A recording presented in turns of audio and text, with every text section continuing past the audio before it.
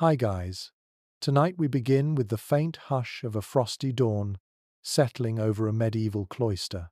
You stand in the half-darkness, wrapped in a quiet so soft you could almost fall asleep standing up.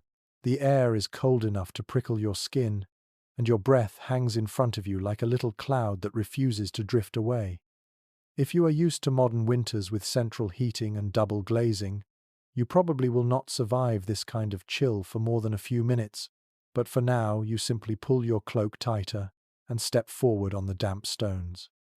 So, before you get comfortable, take a moment to like the video and subscribe, but only if you genuinely enjoy what I do here. And if you feel like sharing, tell me your location and your local time in the comments.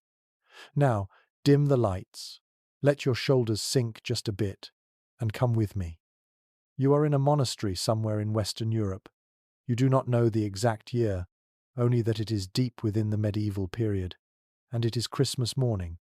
The sky is still a murky bruise of grey. The sun has not yet appeared. You trudge slowly across a narrow courtyard, your boots picking up the trace of frost crusted like sugar over the ground. These stones have carried the footsteps of generations of monks who lived here before you, and the weight of that history sits gently on your shoulders like a reassuring hand. You hear almost nothing at first, only the faint rustle of wool robes and the soft thud of your feet. A mainstream historical fact settles into your mind. Christmas in medieval monastic life was centered around a long series of liturgical observances beginning in the middle of the night. Most communities rose around 2 or 3 in the morning to attend matins, the first major service of the day, long before sunrise. You can already sense the lingering echo of that service drifting faintly from the chapel, as if the very walls remember the voices that filled them earlier in the darkness. A small, quirky tidbit slips into focus as you walk. Some monasteries had a tradition of assigning a young novice the humble role of carrying a tiny wooden rattle during Christmas week. When it was time for prayers, he would shake it to wake the community. Imagine that for a moment. No alarm clocks, no bells for this task. Just a young boy shuffling down the hallway making wooden clacks like a sleepy woodpecker trying its best. As the cold settles deeper into your bones, you sense a quiet tension beneath the calm surface.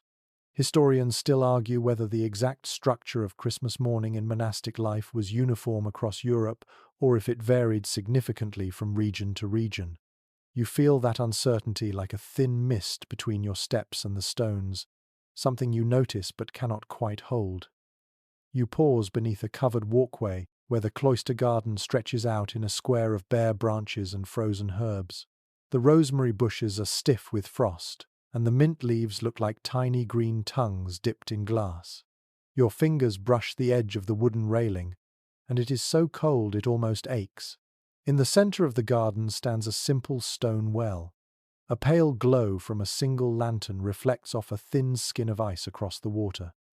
You inhale deeply. The air carries the faint smell of wood smoke from the kitchen building somewhere behind you. Breakfast will come later, but for now the scent drifts like a promise that warmth is not too far away.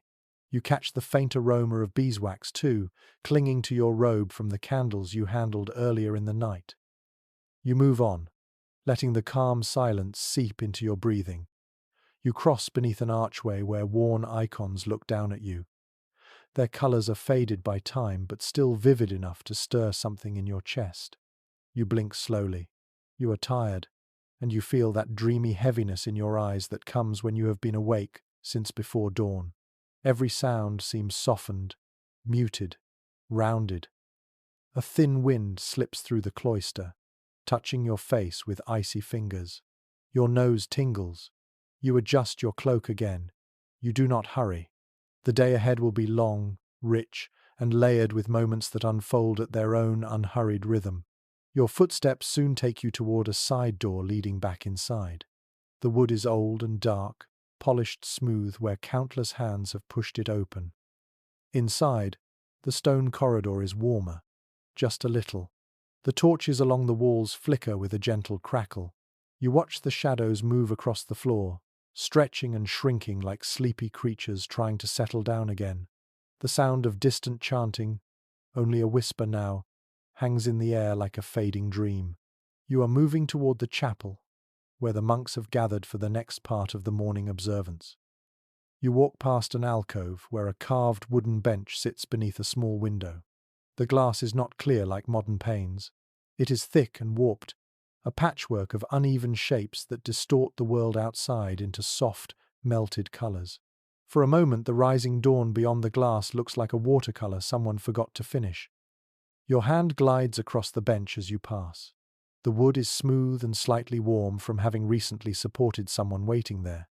You wonder what they prayed about, what they hoped for, what burdens they carried silently in this place. You imagine your own thoughts rising slowly like warm breath into the cold chapel air ahead. Your walk continues without hurry. This cloister is ancient, but it feels alive around you.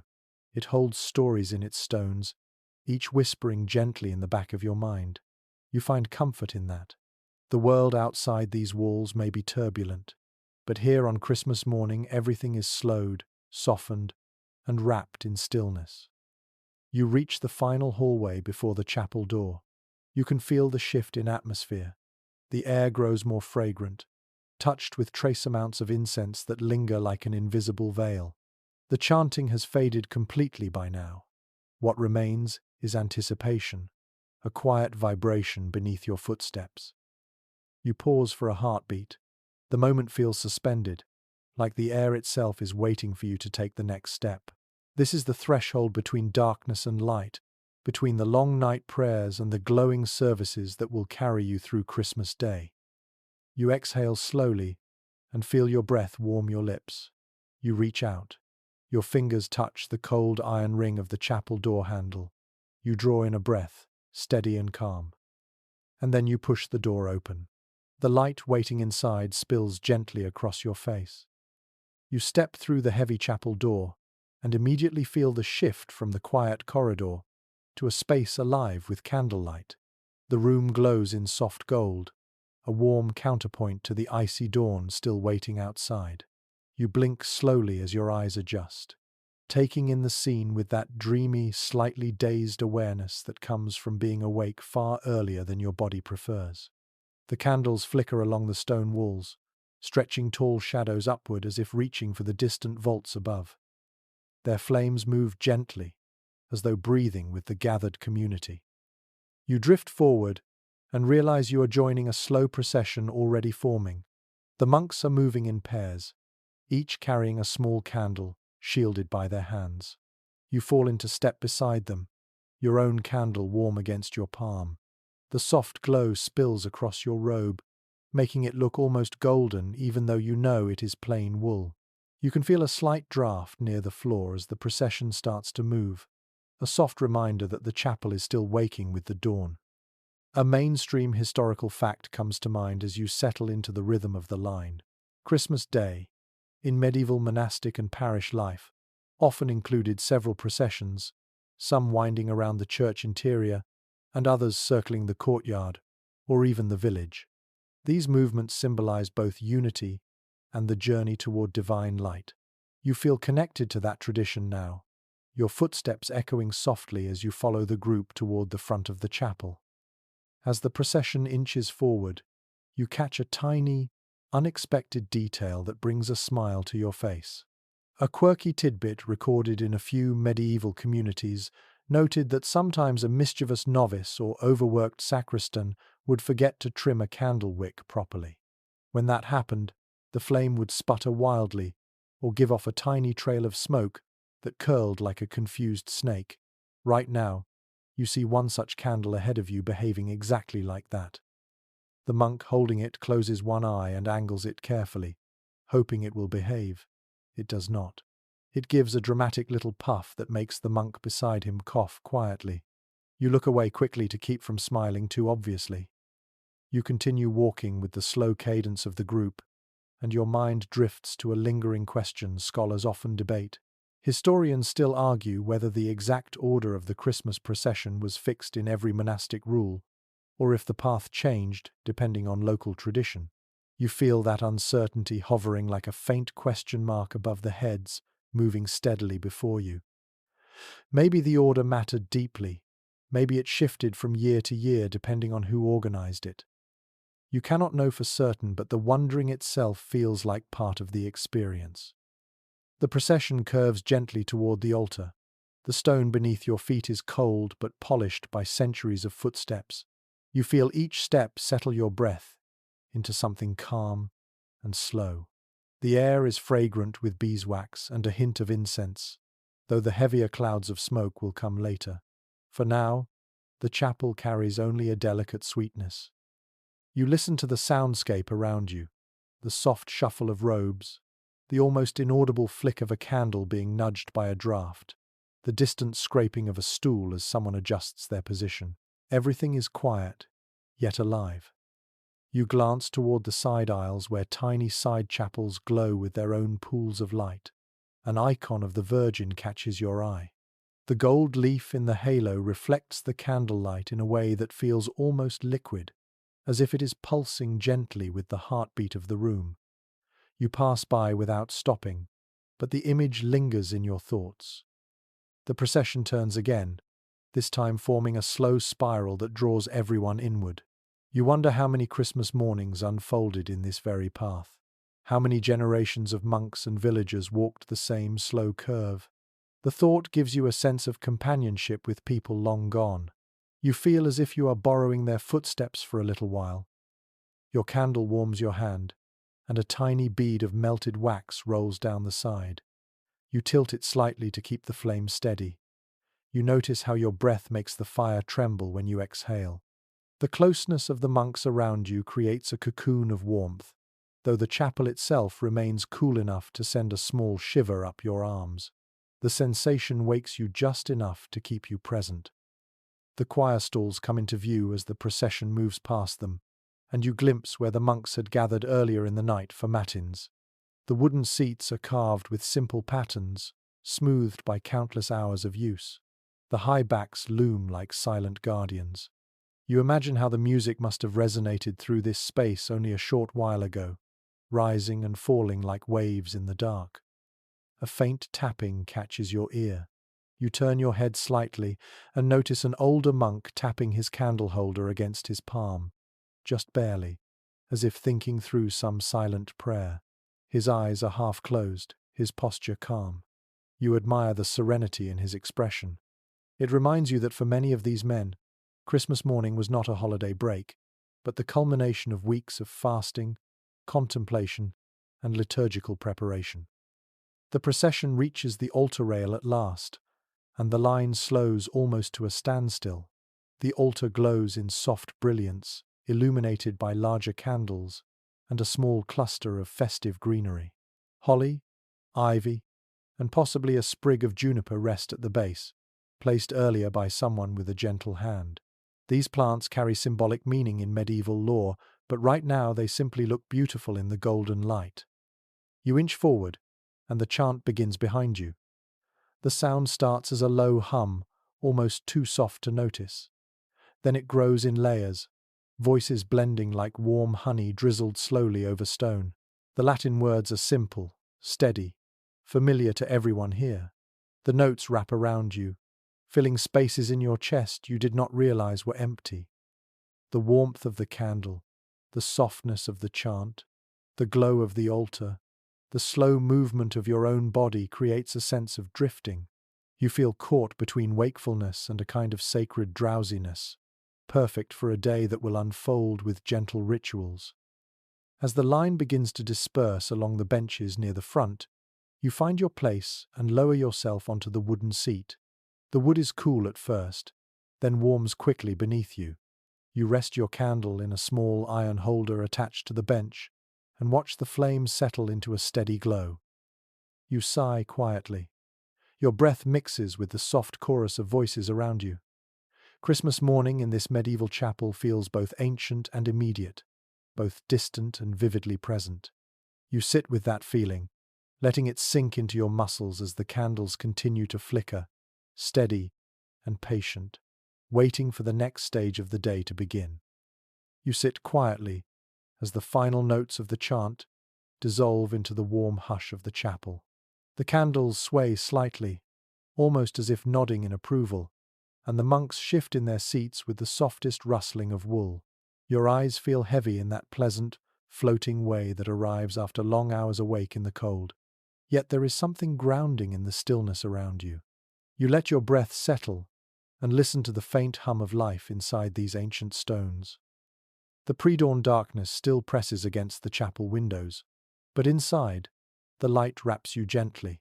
Your fingers rest on the edge of the bench, feeling the worn wood shaped by generations.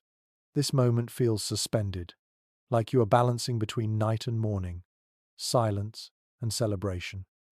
You close your eyes for a brief second. When you open them, the monks are preparing for the next movement of prayer. The early morning service, known as matins, still lingers in the air. According to manuscripts from the medieval period, matins was considered one of the most demanding parts of the day, especially on major feast days. You sense that history here, stretching back far beyond your imagination. It feels like you are borrowing a tradition rather than simply watching one. The quiet is broken only by the soft rise and fall of robes. You lean slightly forward, feeling the coolness of the stone floor against your feet even through your footwear. You shift your weight and let yourself sink more deeply into the wooden seat. Everything in the chapel feels deliberate and slow, as if there is no reason to rush any part of this sacred morning. A tiny, unusual detail catches your attention. In a few preserved Christmas accounts, scribes mention that some monasteries kept a small carved wooden figure of an ox or sheep hidden near the choir stalls, revealed only during Christmas week as a playful reminder of the nativity animals. It was not an official part of the liturgy, more like a gentle secret among the brothers. You glance toward the choir seats and wonder if this community has a similar tradition tucked quietly into a corner. You see nothing, but the possibility warms you in a faint, amused way. As the monks begin rearranging themselves, you notice a subtle pattern forming. They move with practiced familiarity, each knowing where to stand and when to bow. Yet a thought surfaces. Some researchers who study monastic life still offer different interpretations about how strictly these early morning rituals followed the written rules. You sense that uncertainty as a soft question resting somewhere behind your shoulder. Did these communities improvise? Did each region add its own rhythm? You cannot know for certain, and that not knowing makes the moment feel strangely more alive. Your gaze travels up toward the ceiling. The vaults arch high above you, catching glimmers of candlelight along their curved edges. The shadows soften in the curves, giving the impression that the ceiling continues upward into darkness you cannot measure. You feel small in a peaceful way, like a single breath inside a vast body. A slight creak draws your attention downward again. A monk has stepped forward to open a large manuscript on a wooden stand. The book is thick, its pages yellowed with age, and the script inside glints softly as the candlelight hits it. The monk trails his finger along the margin, preparing for the reading. His touch is gentle, almost affectionate, as if he is greeting an old friend. You listen as his voice rises in a calm, steady rhythm. The Latin syllables flow like water over smooth stones. You do not need to understand every word to feel the meaning behind the cadence. The reading fills the chapel, settling around everyone like a soft blanket. Your shoulders relax without you noticing at first. The warmth of the candles works its way into your fingertips, easing the stiffness that crept into your hands during the cold walk earlier. You inhale slowly. The air carries a faint scent of resin from the wooden beams overhead, mixed with the sweetness of beeswax candles. Somewhere deeper in the chapel, a trace of incense lingers from the night service, adding a thin veil of spice to the air. You draw it in with steady breaths that quiet your thoughts. Your eyes drift toward the narrow windows. Outside, the sky remains dark. No sunlight has touched the horizon yet. You imagine the world beyond the cloister walls still sleeping under a blanket of winter cold. Snow might be resting on the roof tiles or clinging to branches in the courtyard. The thought of icy stillness outside makes the gentle glow inside feel even more embracing. A monk near the aisle rubs his hands together quietly, warming them. You mimic the motion, feeling the stiffness melt away. The wooden bench beneath you has warmed slightly from your presence, turning from cool to comforting. You shift again, letting yourself settle deeper into your seat. The reading continues for several minutes. You find yourself sinking into its rhythm. The voice rises and falls, steady but never hurried. It does not demand attention. It simply surrounds you, wrapping your senses in calm. A candle near the altar sputters once, as if disagreeing with something the reader has said, but the flame quickly regains its composure. You glance around and notice a young novice adjusting his hood. He looks half asleep, blinking slowly like someone drifting between dreams and daylight. You recognize the feeling. It is the tender fatigue that comes after a long night of prayer, when the mind softens and the body moves as though underwater. Yet nothing feels wrong about that tiredness. It feels fitting for the quiet holiness of Christmas morning. As the reading concludes, the chapel falls into a gentle stillness. You let the silence wash over you. The monks bow their heads for a moment of contemplation. You follow their example, letting your gaze fall to the floor. The stone is cool and smooth, reflecting a faint shimmer of candlelight. Tiny grains of dust sparkle near your feet like specks of frost brought in from the courtyard. Your breathing slows without effort. The hush settles inside you, making your heartbeat feel softer, quieter, as though it is aligning itself with the meditative rhythm of the chapel. The monks shift again, preparing for the next movement in the service. You stand with them, the wood creaking faintly beneath your feet. You feel grounded now, rooted in the space like a tree planted firmly in winter soil. The candles continue to glow. The darkness outside remains thick, but within these walls, you sense that the day is beginning in its own ancient way. The atmosphere deepens, readying itself for the first hymns of Christmas morning. You take a slow breath and let yourself follow the monks as they turn toward the choir stalls, their steps soft, steady, and full of quiet purpose. You move with the monks toward the choir stalls, letting the soft rustle of robes guide your steps. The wooden seats rise in two long rows facing each other, their tall backs carved with simple patterns that catch the shifting candlelight. When you settle into your place, the wood beneath you feels cool for only a moment before warming to your body. The quiet that follows has a gentle depth to it, like a lake untouched by wind. You glance upward. The ceiling seems to hold its breath, waiting. A monk at the far end signals with a subtle lift of his hand, and then it begins. The first hymn of Christmas morning slips into the chapel with a tenderness that feels almost fragile. The voices start as a thin ribbon of sound, then weave together, forming a warm net of melody that settles around you. According to accounts preserved in monastic records, singing was considered one of the most essential ways to mark Christmas morning.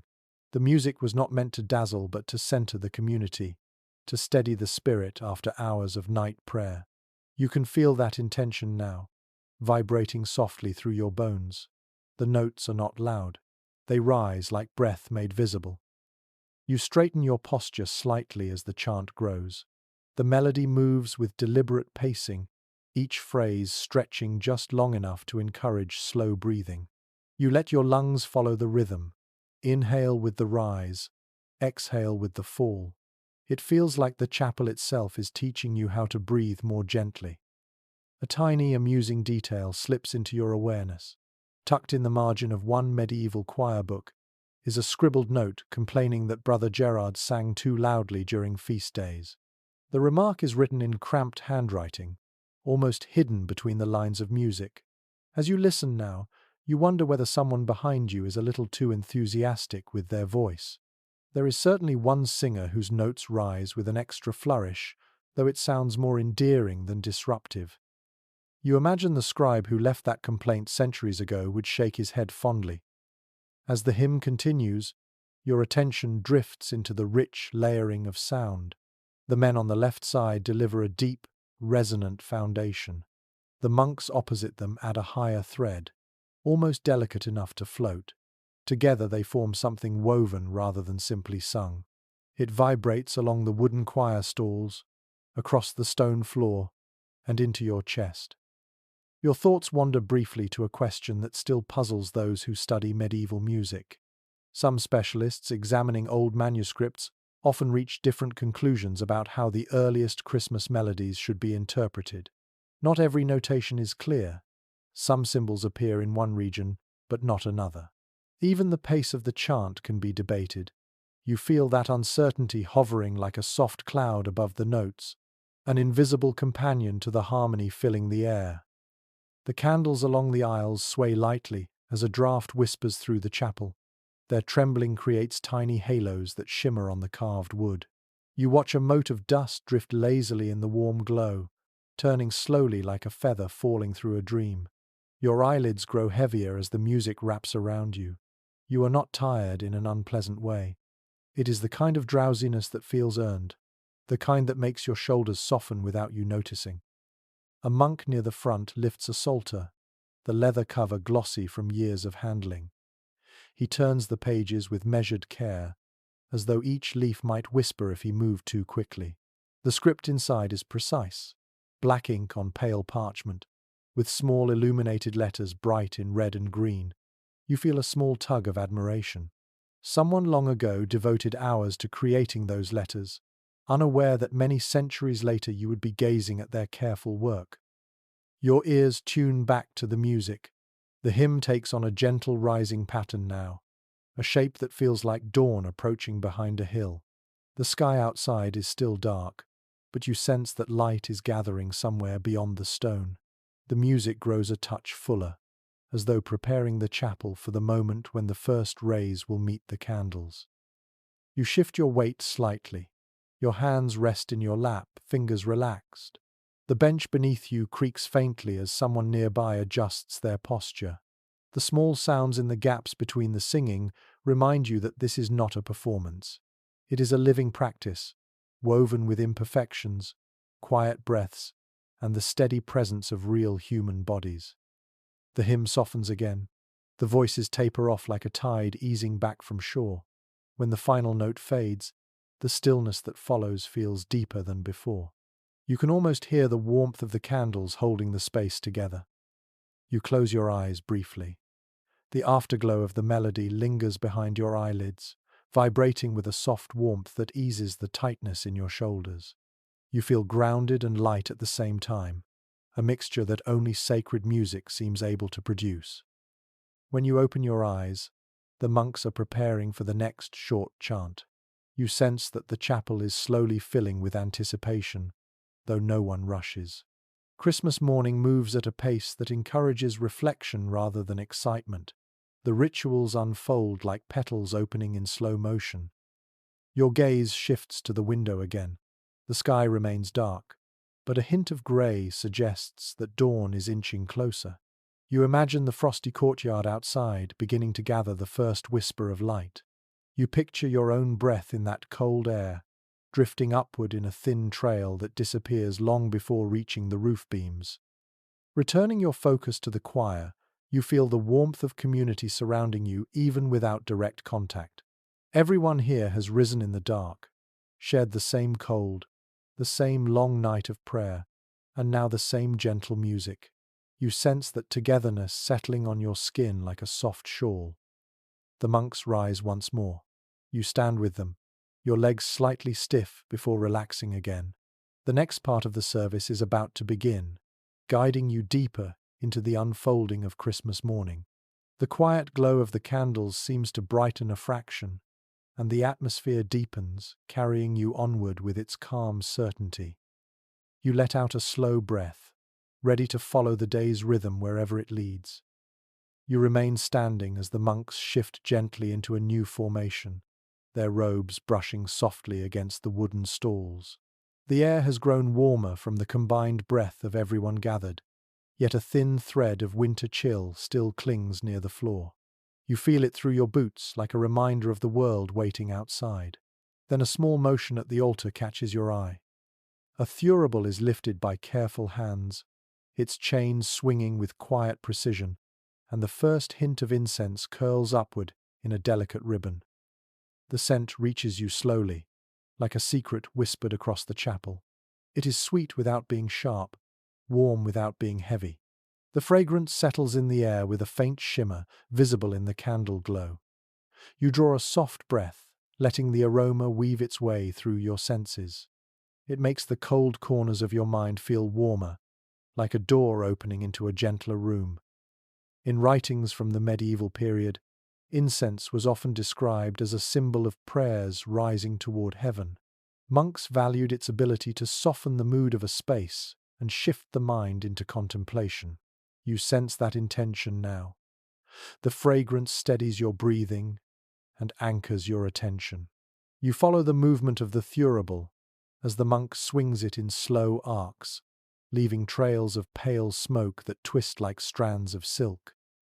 As you watch, a curious detail from older monastic notes floats into your thoughts. Some communities apparently experimented with different mixtures of herbs and resins during feast days, hoping to produce a richer or more uplifting scent. One manuscript even mentions a mixture that smelled surprisingly like pine and honey, though no recipe survives. You imagine the chapel filled with that strange blend and almost smile at the thought of monks discussing fragrance like medieval perfumers. The smoke drifts steadily upward, forming faint layers under the higher arches. You tilt your head slightly to observe how the air shifts it. The candles nearest the altar flicker more intensely, their flames reacting to each pass of the thurible. The light dances across the carved wood, creating tiny moving patterns, like ripples on a pond. As you take in the scene, a thought slips in. Scholars who study medieval liturgy still offer differing interpretations about how incense was used during Christmas services. Some believe the placement of the procession and timing of the swings followed precise rules, while others suspect that practices varied widely depending on local custom. You sense that uncertainty swirling gently in the smoke, never demanding an answer, simply existing as part of the mystery. A monk near you inhales deeply, then releases a soft sigh that blends into the hush of the chapel. You follow his example, letting the warmth of the incense loosen the stiffness in your shoulders. Your arms feel lighter. The wooden bench at your side looks inviting, but you remain standing with the others, moving only as needed. The thurible swings again, and as the smoke thickens slightly, the aroma grows fuller. You feel it settle on your skin, almost like a fine powder. The chapel transforms subtly. Shadows appear softer. The candle glow feels rounder, less sharp. Even the cold air near the floor seems to warm as the fragrance spreads. You blink slowly. Your vision swims just a little, not from fatigue but from the hazy layer of incense drifting through the air. It gives everything a dreamlike quality, as if the chapel is both real and gently unreal at the same time. You let yourself lean into that sensation. There is no need to correct it. Christmas morning is meant to feel liminal, a bridge between night and day, heaven and earth. A faint clinking sound draws your eyes forward. The monk holding the thurible adjusts his grip and shifts the chain slightly. The metal rings click together with a soft rhythm that blends with the crackle of candle wicks. The simple noises settle into your ears with surprising comfort. You let your gaze drift toward the stone floor. The incense smoke descends in wisps, curling around your feet before rising again. It moves like living breath, a slow tide that follows its own whim. You realize that even the cold parts of the chapel now carry a thin warmth. The fragrance lifts the entire atmosphere, softening the hard edges of the stone. You rub your thumb along the seam of your sleeve. The wool feels slightly rough, familiar. Some of the incense has already clung to the fibers. When you lift your hand closer to your face, you catch a faint version of the scent on your skin. It anchors you in the moment, even as the haze invites you to drift. The chanting resumes gently, weaving itself through the fragrant air. The sound seems fuller now, as if the incense gives it shape. The monks' voices rise and fall with serene precision, each note settling like snow on warm ground. You listen with half-lidded eyes, letting the melody pull you into its slow current. A candle near the aisle flares briefly, throwing a brighter glow across the floor. You watch the reflection ripple on the stone surface, distorted slightly by the movement of the smoke. The floor seems to breathe, shifting subtly with each flicker of light. You inhale once more, The fragrance no longer feels new. It feels settled, woven into the chapel as naturally as the wooden stalls or the vaulted ceiling. It becomes part of the rhythm of your breath, steadying and calming. A monk 2 rows ahead wipes a tear from his cheek. You sense that the emotion is not sorrow but devotion, stirred by the combination of scent, sound, and candlelight. You feel a quiet echo of that emotion in your chest, a warmth that expands without urgency. The hymn ends. The thurible is lowered. The smoke continues to drift, now slower, thicker in certain corners. It will linger long after the chain falls still. You remain standing with the others, letting the final strands of fragrance settle around you like a soft veil. Your breath releases in a long, slow exhale. The incense has wrapped itself into the heart of the morning, guiding everything gently toward the next movement of the day. The chapel seems to glow with a richer warmth, ready for the unfolding of what comes next. You follow the monks as they shift position once again, their movements carrying you deeper into the sacred calm of Christmas morning. You follow the monks as they take their places once more, their movements unhurried, shaped by a rhythm older than memory. The incense haze still hangs above the choir stalls, drifting in soft layers that catch the candlelight like pale ribbons suspended in mid-air. You slide into your seat again, feeling the wooden bench settle quietly beneath you. Your hands rest on your lap, warm from the lingering fragrance clinging to your sleeves. Then the chanting begins. Not a hymn this time, but a long, steady flow of tones meant to guide the mind towards stillness. The sound emerges with such subtlety that for a moment you think it might be the chapel itself humming softly. The voices rise in a smooth line, continuous and unbroken, like a single breath stretched into sound. Some documents from medieval song schools describe these extended chants as essential for preparing the heart before the major Christmas readings. They were meant to wash away distraction, to settle the mind after the night prayers. You feel that intention now. The melody stretches outward, slow and patient. Each note lingers long enough for you to feel it vibrate gently in your chest. A tiny movement catches your eye. A younger monk 2 seats away tries to suppress a yawn, his face twisting into a soft grimace before he manages to hide it behind his sleeve. It reminds you of a charming aside found in the margin of one old choir manuscript. A scribe wrote that one winter the younger brothers kept nodding off during these long chants, so the cantor tapped the bench with a stick every few minutes to keep the tempo crisp and the novices awake. You glance at the cantor now, half expecting a stick to appear in his hand. Thankfully, he seems content to let the chant float freely. Your gaze drifts upward toward the high stone vaults. Shadows move slowly along the curved arches, shaped by the flickering candles below. The sound of the chant climbs into the upper reaches of the chapel, echoing with the faintest delay. It makes the room feel larger, almost endless, as if the sound can reach every corner of the building, even the coldest and most forgotten ones. A thought folds into your mind as easily as the smoke curls overhead. Some music historians studying these early chants interpret the notation in different ways, offering varied conclusions about the intended pace or vocal ornamentation. The surviving manuscripts sometimes lack clear rhythmic marks, leaving much to interpretation. That lingering uncertainty seems to hover with the music itself, as though mystery is part of its design. Your eyelids grow heavier with every long note. You are not alone in that feeling. A monk near the front shifts his weight and blinks slowly, struggling to stay alert. Yet no one seems bothered by the drowsiness. The chant is meant to carry you gently along, not to sharpen your focus. You let your shoulders soften and allow the sound to pull you into its slow, rocking flow. The pace of the melody deepens, stretching out like a path you walk with careful steps. You sense the breath of the singers moving in unison. Each phrase emerges on a shared inhale, then drifts outward as the sound extends. You begin to breathe with them without meaning to. Inhale as the phrase begins, exhale as it fades. Your lungs follow, steady and calm. Your attention shifts briefly to the candles near the altar. Their flames sway with the movement of air stirred by the chant itself.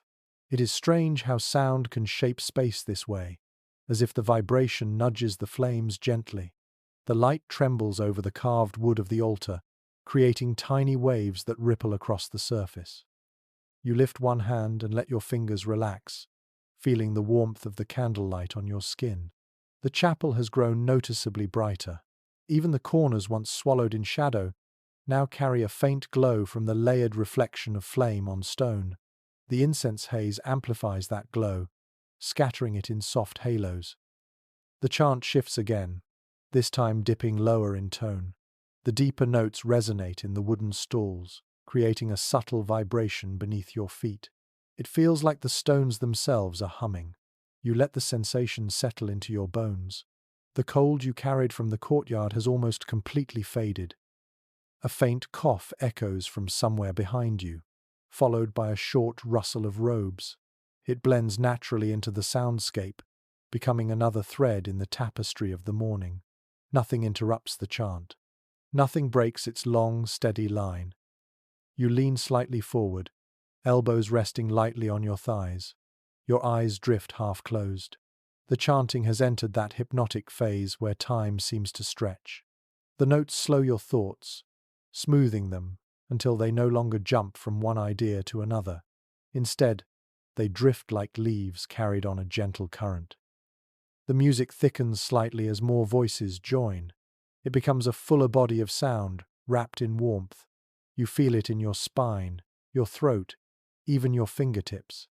It is not a loud sound, just an enveloping one, soft, continuous and patient. Eventually the chant rounds itself into a final phrase, rising gently before tapering off like a long breath released into the cold air. When the last note fades, the silence that follows feels deep and glowing. You sit within it, wrapped in its calm softness, letting your own breath return to a natural rhythm. The monks remain still for a few moments, giving the quiet space to settle. You feel your heartbeat slow. The candles sway once more, as if nodding in agreement with the pause. Then, quietly but purposefully, the monks begin preparing for the next part of the liturgy. You rise with them, moving into the next curve of the morning, carried onward by the lingering warmth of the long, steady chant. You stand with the monks as they shift toward the front of the chapel, where the nativity altar scene waits in a quiet pool of warm candlelight. The haze of incense thins as you walk, lifting in faint spirals toward the high vaults. Your steps fall softly on the stone floor, each one steady and unhurried. The atmosphere has changed again. The earlier chants softened the space like a blanket, but now a gentle anticipation fills the air, drawing everyone closer. As you approach the altar, the carved figures begin to come into focus. They rest within a small wooden structure shaped like a stable, decorated with sprigs of holly and bits of ivy tucked carefully along the edges. The candlelight gives everything a faint golden sheen, making the figures appear warmer than carved wood should ever look. You pause for a moment to take it in. The scene is simple, but there is something tender in its simplicity. In many European monasteries, records describe how nativity displays gradually became central to Christmas Day observances. They were used to help monks and visiting villagers visualize the sacred story in a tangible way.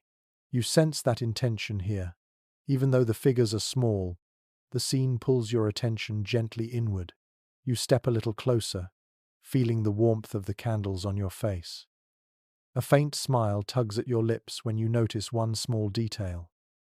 In the corner of this particular display sits a tiny wooden rooster, of all things, perched beside the stable roof. It is clearly out of place.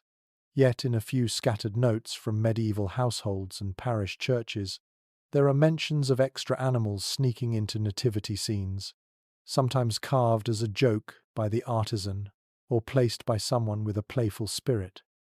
You imagine the craftsman here working long hours, carving solemn figures, then quietly adding a rooster just to amuse himself. As you lean into the warm glow of the candles, another thought gently arises. Scholars studying medieval devotional art still offer different interpretations of how accurately these displays reflected the beliefs of each community. Some think the arrangement followed strict symbolism, while others argue that local preferences shape the details. You feel that open question hover softly around the scene, like a quiet note that never fully resolves. You draw closer to the carved figures and allow your eyes to travel along the careful lines etched into the wood. Mary looks serene, her gaze lowered toward the small figure nestled in a wooden manger. Joseph stands slightly to the side, leaning on a staff carved with deep grooves. The infant figure rests in a shallow bowl of straw, the soft shadows giving the impression of real blankets. The wood grain itself seems to glow beneath the candlelight. Your fingers itch to reach forward and trace one of the carved robes, but you keep your hands folded gently before you. Touching the display is not part of the ritual, and the fragile figures look as though even a light tap could leave a mark. Instead, you let your eyes follow the contours of each piece, appreciating the time and devotion carved into them. The candles flicker again, tossing warm highlights across the small faces. You notice the faint smell of pine drifting from the greenery that surrounds the scene. It mixes with the lingering incense, creating a scent that feels both sacred and comfortably domestic. You shift your weight slightly and breathe it in. A monk beside you bows his head and murmurs a short prayer. His voice is so low it blends with the candle crackle. Others around him follow suit, offering private thoughts that ripple quietly through the space. You are not required to speak. Instead, you allow your thoughts to drift in their own calm pattern. The altar scene feels like a gentle center of gravity, pulling everything towards stillness. The wooden stable structure creaks faintly, perhaps reacting to the warmth of the candles. The sound is soft but audible, a small reminder of the craftsmanship involved. You imagine the hands that built it, smoothing each piece of wood, fitting them together with patient care.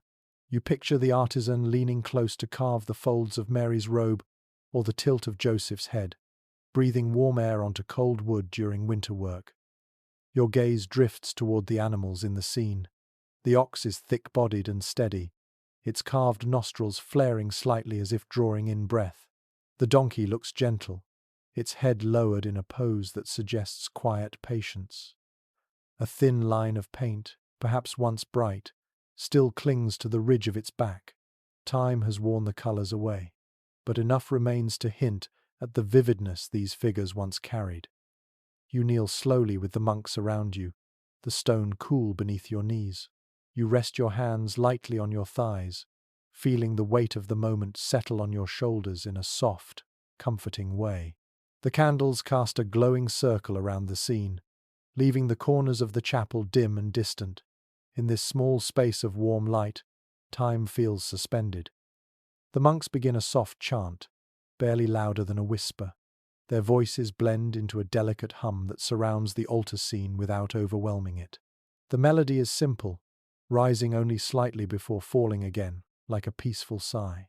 You let the sound wash over you, each note smoothing the edges of your thoughts. You take a slow breath. The air near the altar feels warmer, scented with greenery, wax, and a trace of spice from the earlier incense. You let the warmth settle into your chest. Your eyes drift from the infant figure to the flickering shadows behind it. The figures seem to move in the shifting light, not in a lively way, but in a subtle, breathing way that makes the scene feel alive. The chant ends with a soft exhale from the monks. You rise gently, careful not to disturb the quiet atmosphere. The candle flames sway once more, guiding your eyes upward toward the dark beams overhead. You take one last look at the altar scene, letting its warmth imprint itself on your memory. Then the monks begin to turn toward the lectern for the next part of the morning, and you follow them, carrying the soft glow of the nativity scene with you as you move deeper into Christmas Day. You follow the monks as they gather near the lectern, where a large book waits in a wide cradle of carved wood. The candles around it glow with a warmer hue, as if aware that the readings about to unfold carry a different kind of weight. You step closer, feeling the quiet expectation settling in the chapel like a soft blanket. The fragrance of incense has faded to a thin memory, replaced by the dry, comforting scent of old parchment warmed by candlelight. A senior monk lifts the book with careful hands. The leather cover is aged and mottled, its edges softened by generations of use. When he opens it, the crackle of the spine sounds like a whisper from centuries past. You lean slightly forward, drawn not just by the words inside, but by the very presence of the book. Its pages are thick, lightly yellowed, and illuminated with bright touches of red and gold that catch the glow of nearby flames. According to monastic records left in scriptoria across medieval Europe, Christmas readings were chosen with deliberate care. They were meant to anchor the meaning of the day, guiding listeners gently from the mystery of the night toward the hope of morning. You see that intention in the way the monk centers himself before beginning, adjusting his robe and steadying his breath. As he reads, the Latin syllables fall with calm precision. His voice is smooth, neither loud nor soft, simply steady. Each phrase drifts through the chapel and settles into the warm pockets of candlelight. The rhythm is so measured that you find your breathing matching it, inhaling with each pause and exhaling as the next sentence unfolds. The book becomes more than an object. It feels like a doorway gently opening. While listening, you notice a curious detail. In some surviving manuscripts from smaller monasteries, scribes occasionally added tiny doodles in the margins near important feast day readings. Little vines, odd creatures, even smiling faces appear beside solemn texts. Their purpose is unclear, though one theory suggests the illustrations were meant to help novice readers remember their place. As you watch the monk turn the next page, you wonder if hidden inside this very book is some small drawing peeking out from the corner of a passage, placed there by a scribe with a playful hand. Your attention drifts to the monks seated closest to the lectern. Their faces glow softly in the candlelight, eyes lowered in peaceful concentration. Not one of them seems restless. Even the younger novices appear steadier than they did earlier. The steady voice of the reader carries everyone into a shared quiet, a calm that feels deeper than the simple silence between words. For a moment, your thoughts wander to the world beyond this chapel. The sky outside must be turning pale now, though dawn has not yet reached the windows. The winter cold surely waits in the courtyard, pressed against the doors like a persistent visitor. But here inside, the warmth from the candles and the soft cadence of the reading create a protective shell. You feel as though the walls themselves are holding back the night. The monk turns another page, the sound barely audible. The next passage carries a gentle lilt, as though written to be sung rather than spoken. The Latin lines flow in elegant curves, shaped by careful interpretation. Different scholars who study liturgical texts still come to varied conclusions about how these old readings were originally delivered. Some argue the tone was meant to be almost musical, while others believe the voice should remain steady and plain. As you listen, you realize that this community has found its own middle ground, offering a reading that feels both melodic and grounded. You find your eyes drifting to the illuminated letters on the page. The reds and golds shimmer faintly when the monk shifts his stance. Each letter is a tiny artwork, framed in delicate lines that look like vines, leaves, or stars. You imagine the scribe hunched over the parchment, mixing pigments, sharpening quills, and breathing warm air into chilled fingers while working late into winter nights. That devotion feels woven into every line. The reading continues, steady as snowfall. You feel the words settle into you even without full understanding. Their sound is enough. The phrases glide through the incense-tinged air like slow-moving lanterns drifting across water. You let them pass through you, warming you from within.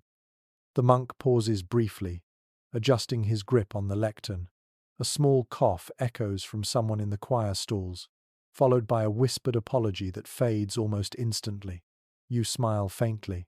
Even these tiny interruptions feel gentle, softened by the peaceful atmosphere. A young novice steps forward to light an extra candle near the book. The flame flares for a second before settling into a steady glow. It throws new warmth across the open pages, illuminating the delicate brushstrokes of a painted initial. You catch a glimpse of deep green and a dot of bright blue. The colors look surprisingly vivid despite the age of the manuscript. You shift your feet slightly and feel the stiffness in your legs loosen. The stone floor beneath you remains cold, but the warmth of the candles offsets it. The chapel now feels like a cocoon, its air thickened with quiet devotion and soft light. The monk finishes the final passage with a gentle cadence, letting the last phrase hang softly before closing the book. He bows his head for a moment, and the monks around him follow his gesture. You bow as well, letting the silence settle into your breath. The book is closed with care, its pages returning to rest. The candles sway once again, as though exhaling with the congregation. You straighten slowly, feeling the peaceful weight of the reading linger on your shoulders like a warm shawl. The monks begin preparing for the next movement of the morning. You follow them, the glow of the sacred text still warming the back of your mind as the Christmas day continues to unfold around you. You shift away from the lectern with the others, stepping quietly toward the side door that leads into the small monastic refectory. The wooden door opens with a soft groan, releasing a faint wave of warmth that feels almost luxurious compared to the chill lingering in the chapel. You follow the monks inside, letting the door fall closed behind you. The moment it clicks shut, the sounds and scents of a simpler world settle around you. The refectory is modest, long wooden tables lined neatly with benches worn smooth by countless years of use. A few lanterns hang from thick beams overhead, their light scattered across the walls in irregular patches. The air smells of warm grain, fresh bread, and a hint of smoke from a nearby hearth. After so much time in the cool chapel, this mild heat feels like a gentle embrace. According to many monastic customs recorded in old rulebooks, Christmas morning allowed for a slightly more generous breakfast than usual. Nothing extravagant, but enough to feel like a welcomed break from Advent's long restraint. You can sense that spirit here as the monks settle into their places. The usual hush still lingers, but it feels softer, touched with quiet anticipation. As you sit, you notice a small bowl placed before you. Inside are a few slices of coarse bread, still warm, their crusts rough against your fingertips. A small dab of soft cheese rests on a wooden plate beside it. The meal is simple, but the warmth rising from the bread is comforting in a way that surprises you. After the long night and the early morning chill, even a modest breakfast feels like a gift. While the monks begin their silent meal, a small memory rises from something you once read. In one account from a French monastery, a cook secretly added a sprinkle of dried apple peel to the bread dough at Christmas, believing it brought good fortune. It was a tiny change, unlikely to be noticed, yet filled with heartfelt intention. You glance at your own bread now, wondering if some equally subtle gesture has been tucked into this morning's meal by a thoughtful cook who woke long before the rest. Across the table, a young novice takes a careful sip of warm broth, closing his eyes briefly as though savoring a rare moment of comfort. The bowl in front of you carries the same gentle fragrance, vegetables simmered slowly with herbs until soft. You lift it, feeling the warmth seep into your palms. The broth tastes mild and earthy, soothing your throat and settling warmly in your stomach. It is not rich, but it brings an unmistakable sense of calm. As you continue your meal, a quiet reflection settles in your thoughts. Researchers studying monastic routines still hold different ideas about how much food was allowed on major feast days. Some believe monasteries permitted noticeably larger portions, while others argue that the differences were small and symbolic rather than substantial. Watching the monks eat now, you sense that this community leans toward moderation, letting warmth and intention carry the celebration rather than quantity. Your gaze drifts around the room. The refectory's walls are simple, punctuated only by a few wooden pegs holding cloaks and a small cross that hangs above the far table. Light from the lanterns brushes the edges of the room in a soft glow. The beams overhead cast faint shadows that sway gently with the movement of the flames. Everything in the space feels carefully tended, worn by devotion rather than neglect.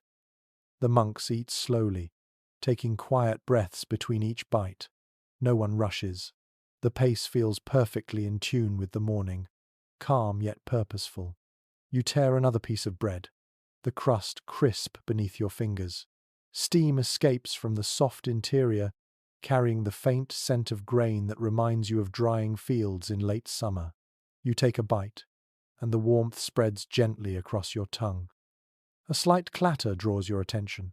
At the far end of the table, an older monk accidentally bumps his wooden spoon, and it rolls softly against the bowl before he retrieves it. He gives a sheepish half smile, and a few nearby monks share the smallest glances of amusement. It is a fleeting moment, but it warms the room even more than the lanterns. You reach again for your bowl of broth, noticing how the warmth has softened your fingers. The steam rises in a fine ribbon, curling upward toward the lantern light before fading into the air. You take another sip, letting the gentle flavor settle on your tongue. It is the kind of food that comforts without overwhelming, a small reminder that joy can be found in simplicity. After a while, the monks begin finishing their meal.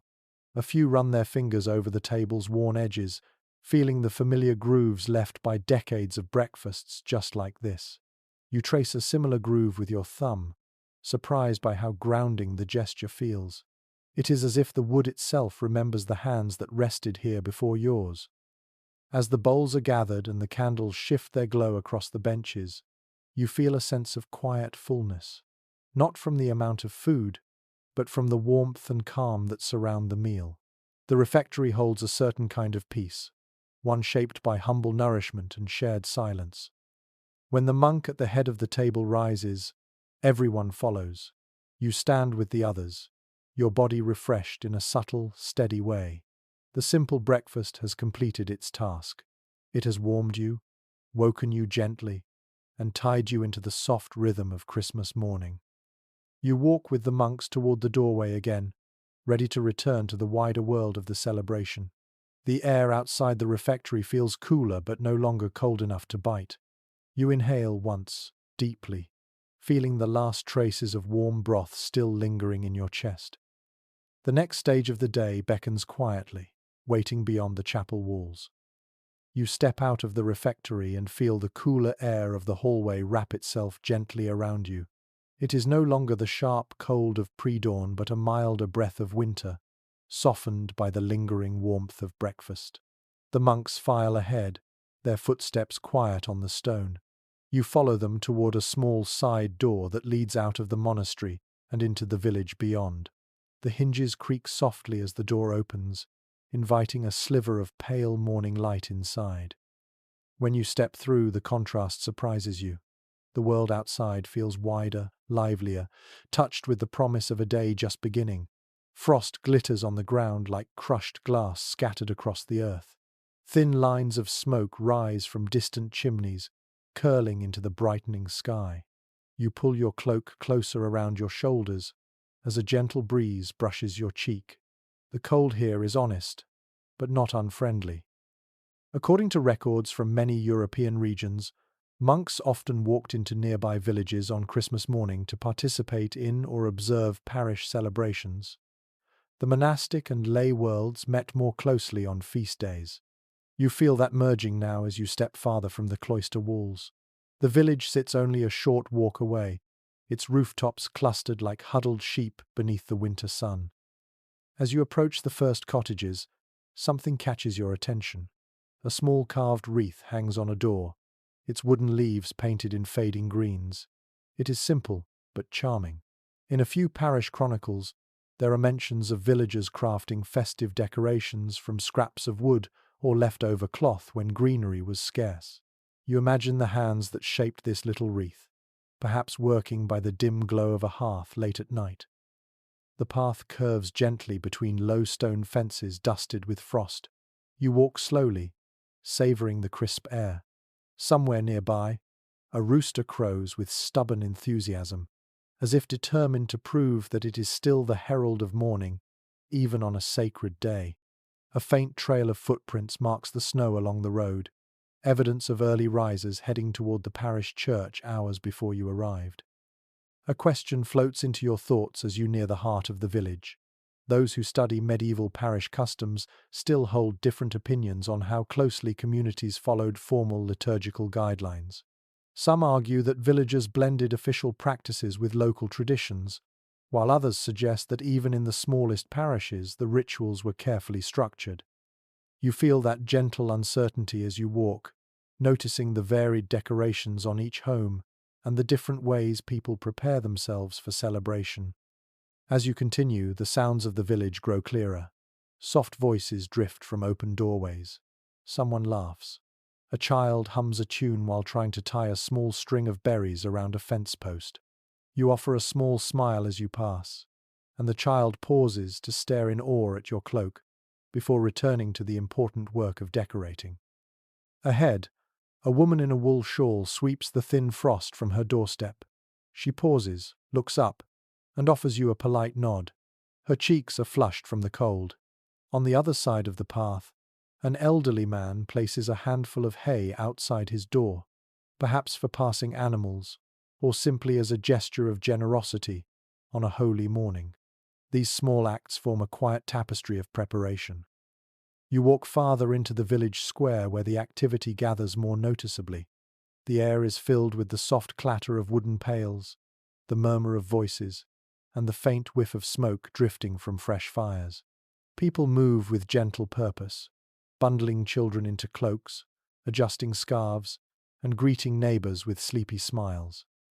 The parish church stands at the far end of the square. Its stone walls carry the marks of long years, but its windows reflect the morning light with warm clarity. A thin column of incense smoke escapes from a small opening near the roof, evidence that the sacristan has already been preparing the interior. You pause for a moment to take it in. The church feels less solemn than the monastery chapel, but more alive, shaped by the footsteps and voices of villagers whose lives revolve around it. A group of children runs past you, their shoes crunching on the frost. One of them carries a small wooden star tied to a stick, waving it like a banner. You recall reading that some villages fashioned simple Christmas symbols for processions or small plays. The star in the child's hand seems to reflect that tradition, spinning gently as he dashes across the square. Two women stand near the church door, speaking quietly while they brush snow from their cloaks. A man adjusts a wreath above the entrance. A small dog trots along the path, sniffing the snow with determined energy. Everything feels touched with a gentle excitement, not loud or chaotic, but warm and expectant. You step closer to the church doorway. The wooden door is slightly ajar, and the faint glow of interior candles beckons you. You rest your hand on the rough surface of the door, feeling the grooves worn by countless pushes and pulls. The cold of the wood surprises you, sinking into your palm before you ease it open. The interior air greets you with a mix of warmth and familiar scents: beeswax, old timber, and the faint sweetness of early incense. The parish church feels smaller than the monastery chapel, yet its compactness creates a welcoming closeness. The pews are simple, some slightly uneven, and the walls are decorated with faded paintings that show scenes from familiar stories. Villagers begin to fill the space, their movements gentle and unhurried. You follow them, letting the warmth of the small church settle around your shoulders. This place has a different pulse from the monastery. Where the cloister offered stillness, the parish church offers warmth shaped by community. You take your place quietly, ready to witness the unfolding of Christmas Day through the eyes of the village. The candles flicker softly, the air hums with subdued anticipation, and the gentle creak of the wooden door closing behind you marks the moment you leave the monastic world and step fully into parish life. You settle into one of the wooden pews as more villagers slip inside, brushing frost from their sleeves and hoods. The air warms gradually with each new arrival. Soft footsteps echo across the stone floor, mingling with murmured greetings and the faint rustle of wool. Then, just as the crowd begins to gather in earnest, a sound rolls across the village like a deep metallic wave. The church bells begin to ring. The first strike is slow and resonant, filling the air with a tone that seems to vibrate all the way through your ribs. The next comes a moment later, steady and sure, shaping the morning with its confident rhythm. You feel the sound more than you hear it. It moves through the wooden pews, through the beams above, through the villagers around you who pause mid-step as if acknowledging a familiar friend. In many medieval parishes, bells were more than simple instruments. Parish records describe them as the heart of the community, calling people together for worship, celebrations, and moments of need. Christmas morning was one of the times when the bells were rung with full, deliberate joy. You sense that tradition now, echoing through this small church as the metallic notes rise into the brightening air outside. The doors open again, and more villagers arrive in small clusters, guided by the steady chiming. A child clings sleepily to her mother's cloak, rubbing her eyes while her older brother lifts her gently onto a pew. A pair of elderly neighbors walk arm in arm, leaning slightly toward each other for balance. Their breath forms small clouds as they laugh gently at something you cannot hear. As you look around, a small detail catches your attention. Near the bell tower entrance hangs a short wooden mallet tucked behind a carved beam. In one old parish account, there is a curious mention of children being allowed to strike a small practice bell on Christmas morning as a treat. You imagine a group of eager youngsters taking short turns, each blow too gentle or too enthusiastic, filling the porch with laughter. You glance toward the tower now, wondering whether the mallet here has ever had a similar purpose. The bells continue ringing in their measured pattern. You notice the faint tremble of the window glass each time they strike. It reminds you of the long age of this building, protected yet vulnerable to every vibration. The sunlight through the windows brightens slowly with each passing moment, touching the pews with pale gold. Your gaze shifts to the doorway, where a group of villagers stands huddled together as they wait for the next clear break between bell strikes before stepping inside. Their timing makes you smile. Even without intention, people often fall into rhythm with the bells, letting their sound guide movement. The ringing begins to soften as the final cycle approaches. Some musicologists who study medieval soundscapes offer different ideas about how long bells were typically rung on major feast days. Some argue the duration followed strict numerical symbolism, while others think the decision varied based on the enthusiasm of the ringer. That gentle uncertainty seems to settle into the fading tones now, leaving you wondering how this village decides when enough ringing is enough. At last the bells fall quiet. The final note lingers in the air like a thin silver thread before dissolving into the warm murmur of the congregation. Without the constant ringing, the church suddenly feels more enclosed, more intimate. People lower their voices as they settle into the pews, the wooden benches creaking softly under their shifting weight. A group of boys standing near the back tries to imitate the bell rhythm with soft taps on the pew, though they stop quickly when a woman gives them a mildly stern look. The boys exchange a grin that suggests they may try again later when no one is watching. You shift your posture, letting your back rest against the smooth wood of the pew. The warmth from the gathering crowd seeps into your shoulders. You close your eyes for a moment, replaying the last echoes of the bells in your mind.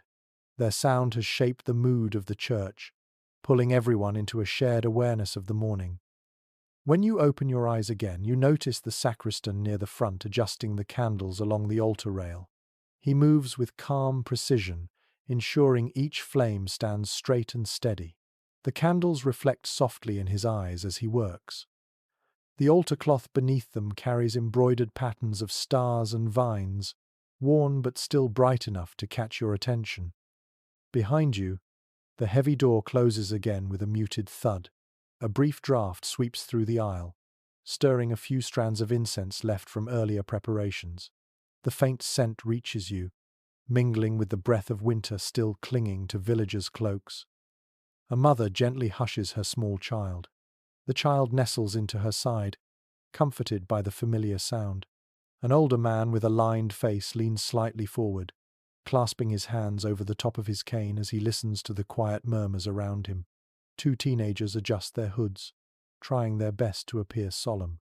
You feel the threads of a community weaving themselves together in real time.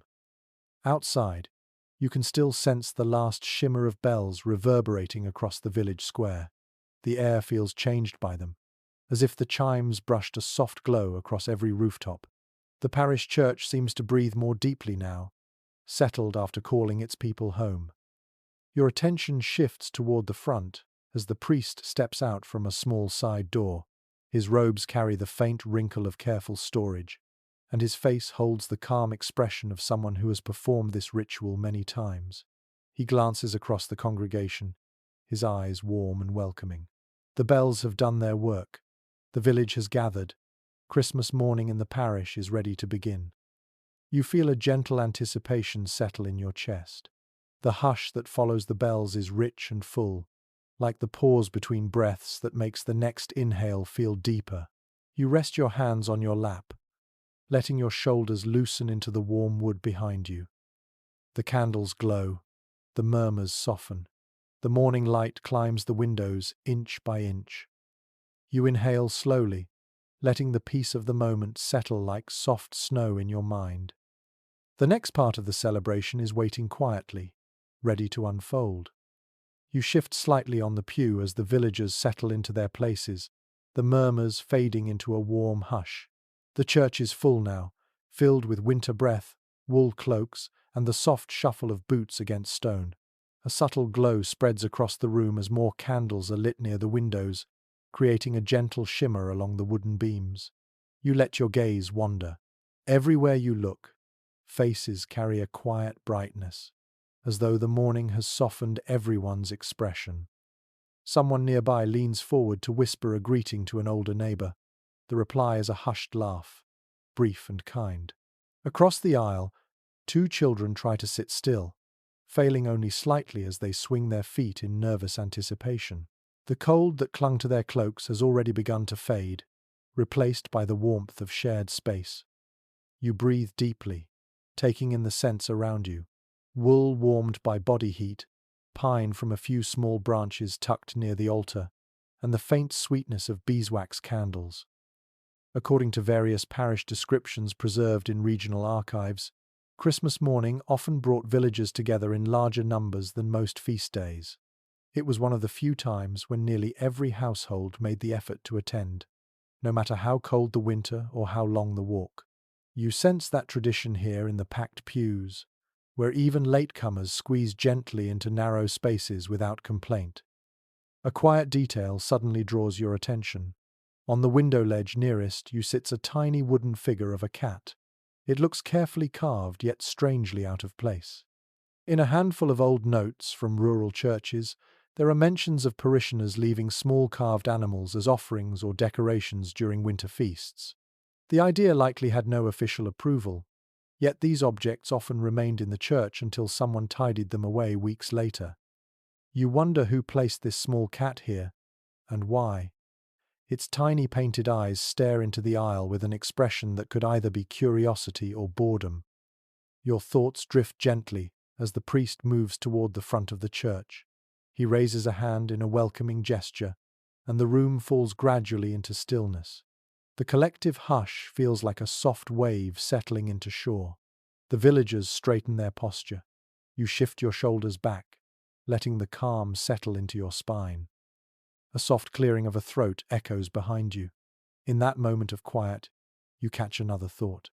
Researchers who focus on local parish customs still offer different views about how much informal conversation typically flowed before services began. Some believe villagers were quite talkative until the priest appeared, while others imagine a more restrained atmosphere shaped by local expectations. Listening now to the rapid shift from lively whispers to deep quiet, you sense that this village has learned over generations how to fold itself gently into silence. You allow your gaze to sweep from the front to the back of the church. Families sit clustered together, cloaks layered in various earth tones. Elderly villagers lean slightly on canes or clasp the hands of younger relatives. The glow of candles catches in hair, on cheeks, and across the smooth curves of the pews. The light warms everything it touches. A sudden creak from an overhead beam echoes through the space. The sound is soft but distinct, reminding you how old the building is. You look upward at the wooden rafters stretching across the ceiling. A small patch of frost still clings to one of the far beams, probably brought in from a draft earlier in the morning. The contrast between that cold speck and the warm breath of the congregation below feels almost poetic.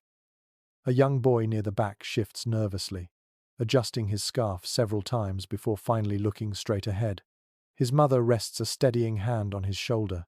The gesture is so gentle, it barely disturbs the folds of her sleeve. These tiny interactions weave the character of the room far more strongly than any decoration. Your eyes drift toward the main aisle. A small ray of pale morning light slips through a window near the entrance, landing on the stones like a thin silver brushstroke. The sun is rising. The whiteness of the winter morning presses softly through the glass, brightening the church without overpowering the candlelight. A few villagers glance toward the windows as if noticing the dawn for the first time. The priest makes another small gesture, this time inviting people to settle fully into silence. The last remaining whispers fade. You sense the weight of the moment deepen, like the church is drawing a long inhale before the liturgy begins. The air feels thicker, not heavy, but rich with anticipation. Your toes warm slowly inside your boots, helped by the closeness of so many bodies gathered together.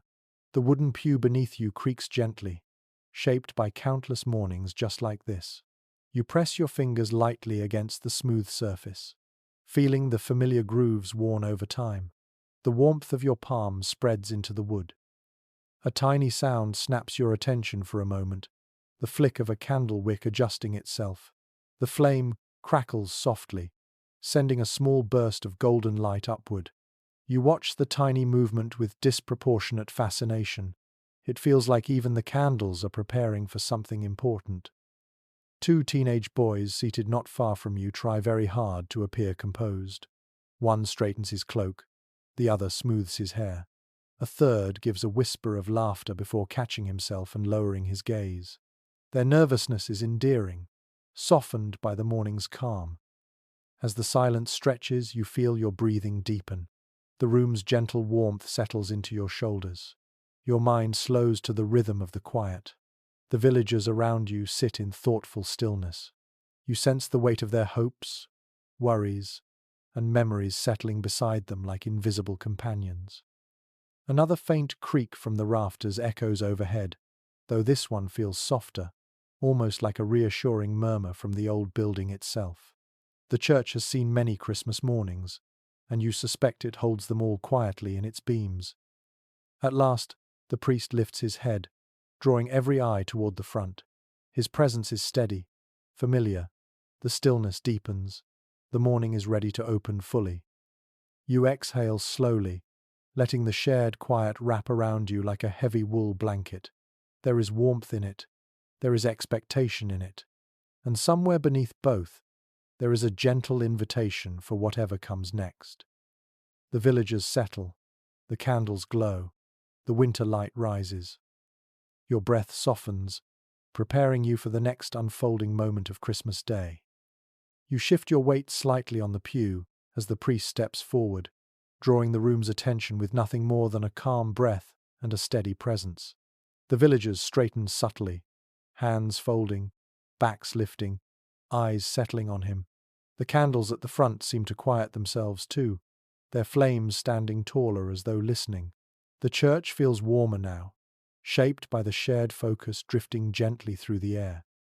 The priest opens a small book resting on the lectern.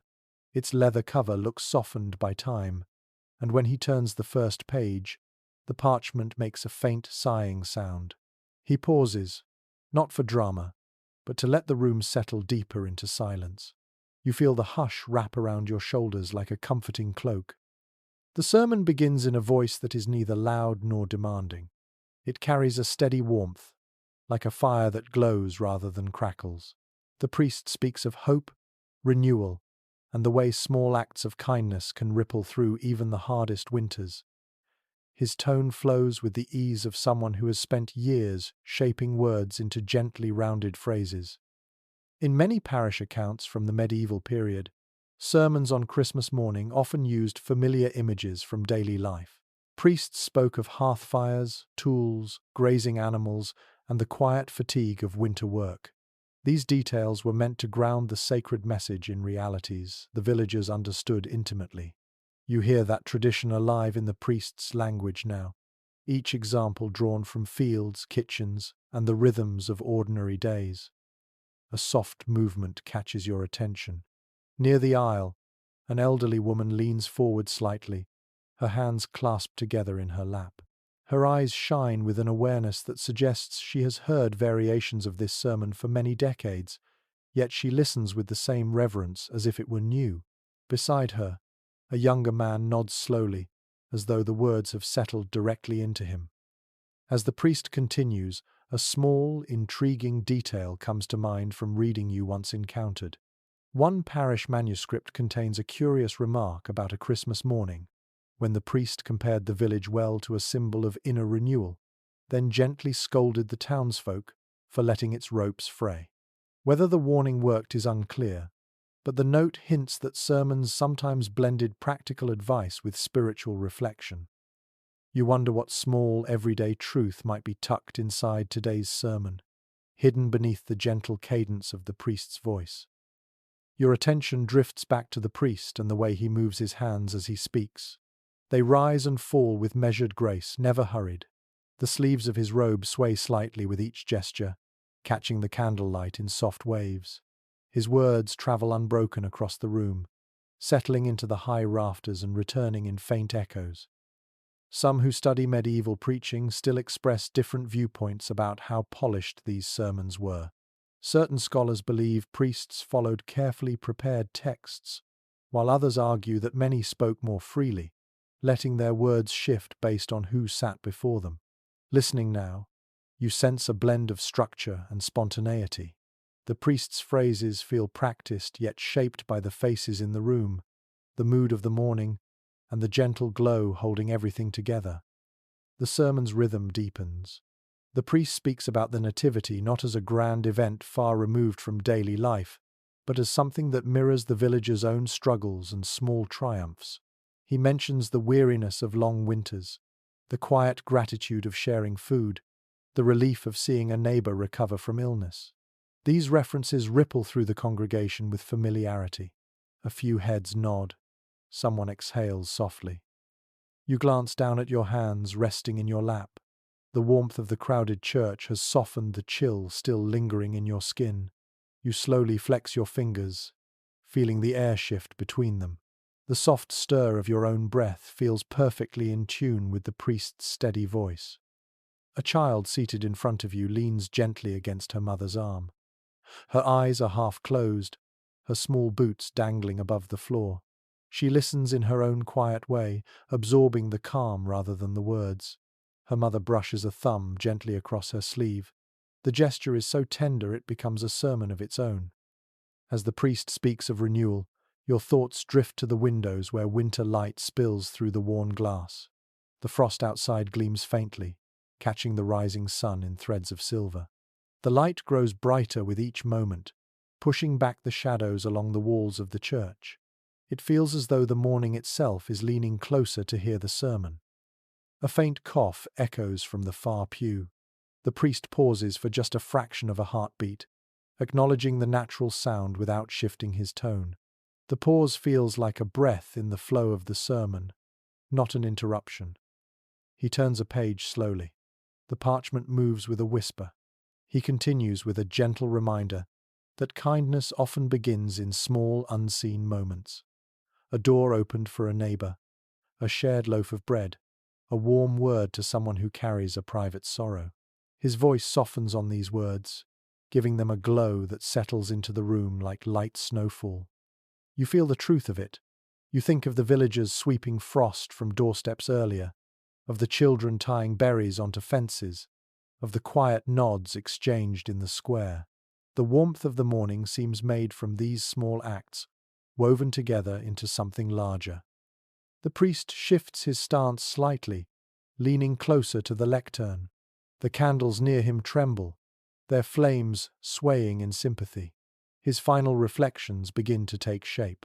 He speaks of the coming days of winter, the hardships that remain beyond the celebration. Yet he reminds the villagers that hope does not vanish once the candles burn low. It lingers in community, in shared burdens, in hands extended when the cold grows harsher. The church holds its breath for a moment as he finishes. The stillness that follows is not empty, it is full. rich with the weight of quiet reflection. You feel the calm press gently against your chest. The priest closes the book with slow care. The soft thud of parchment meeting leather marks the end of his words. He bows his head, offering a final, silent prayer. The villagers follow with bowed heads of their own. You lower yours too, letting your thoughts drift and settle like snowflakes finding a place to rest. When you lift your gaze again, the room seems brighter.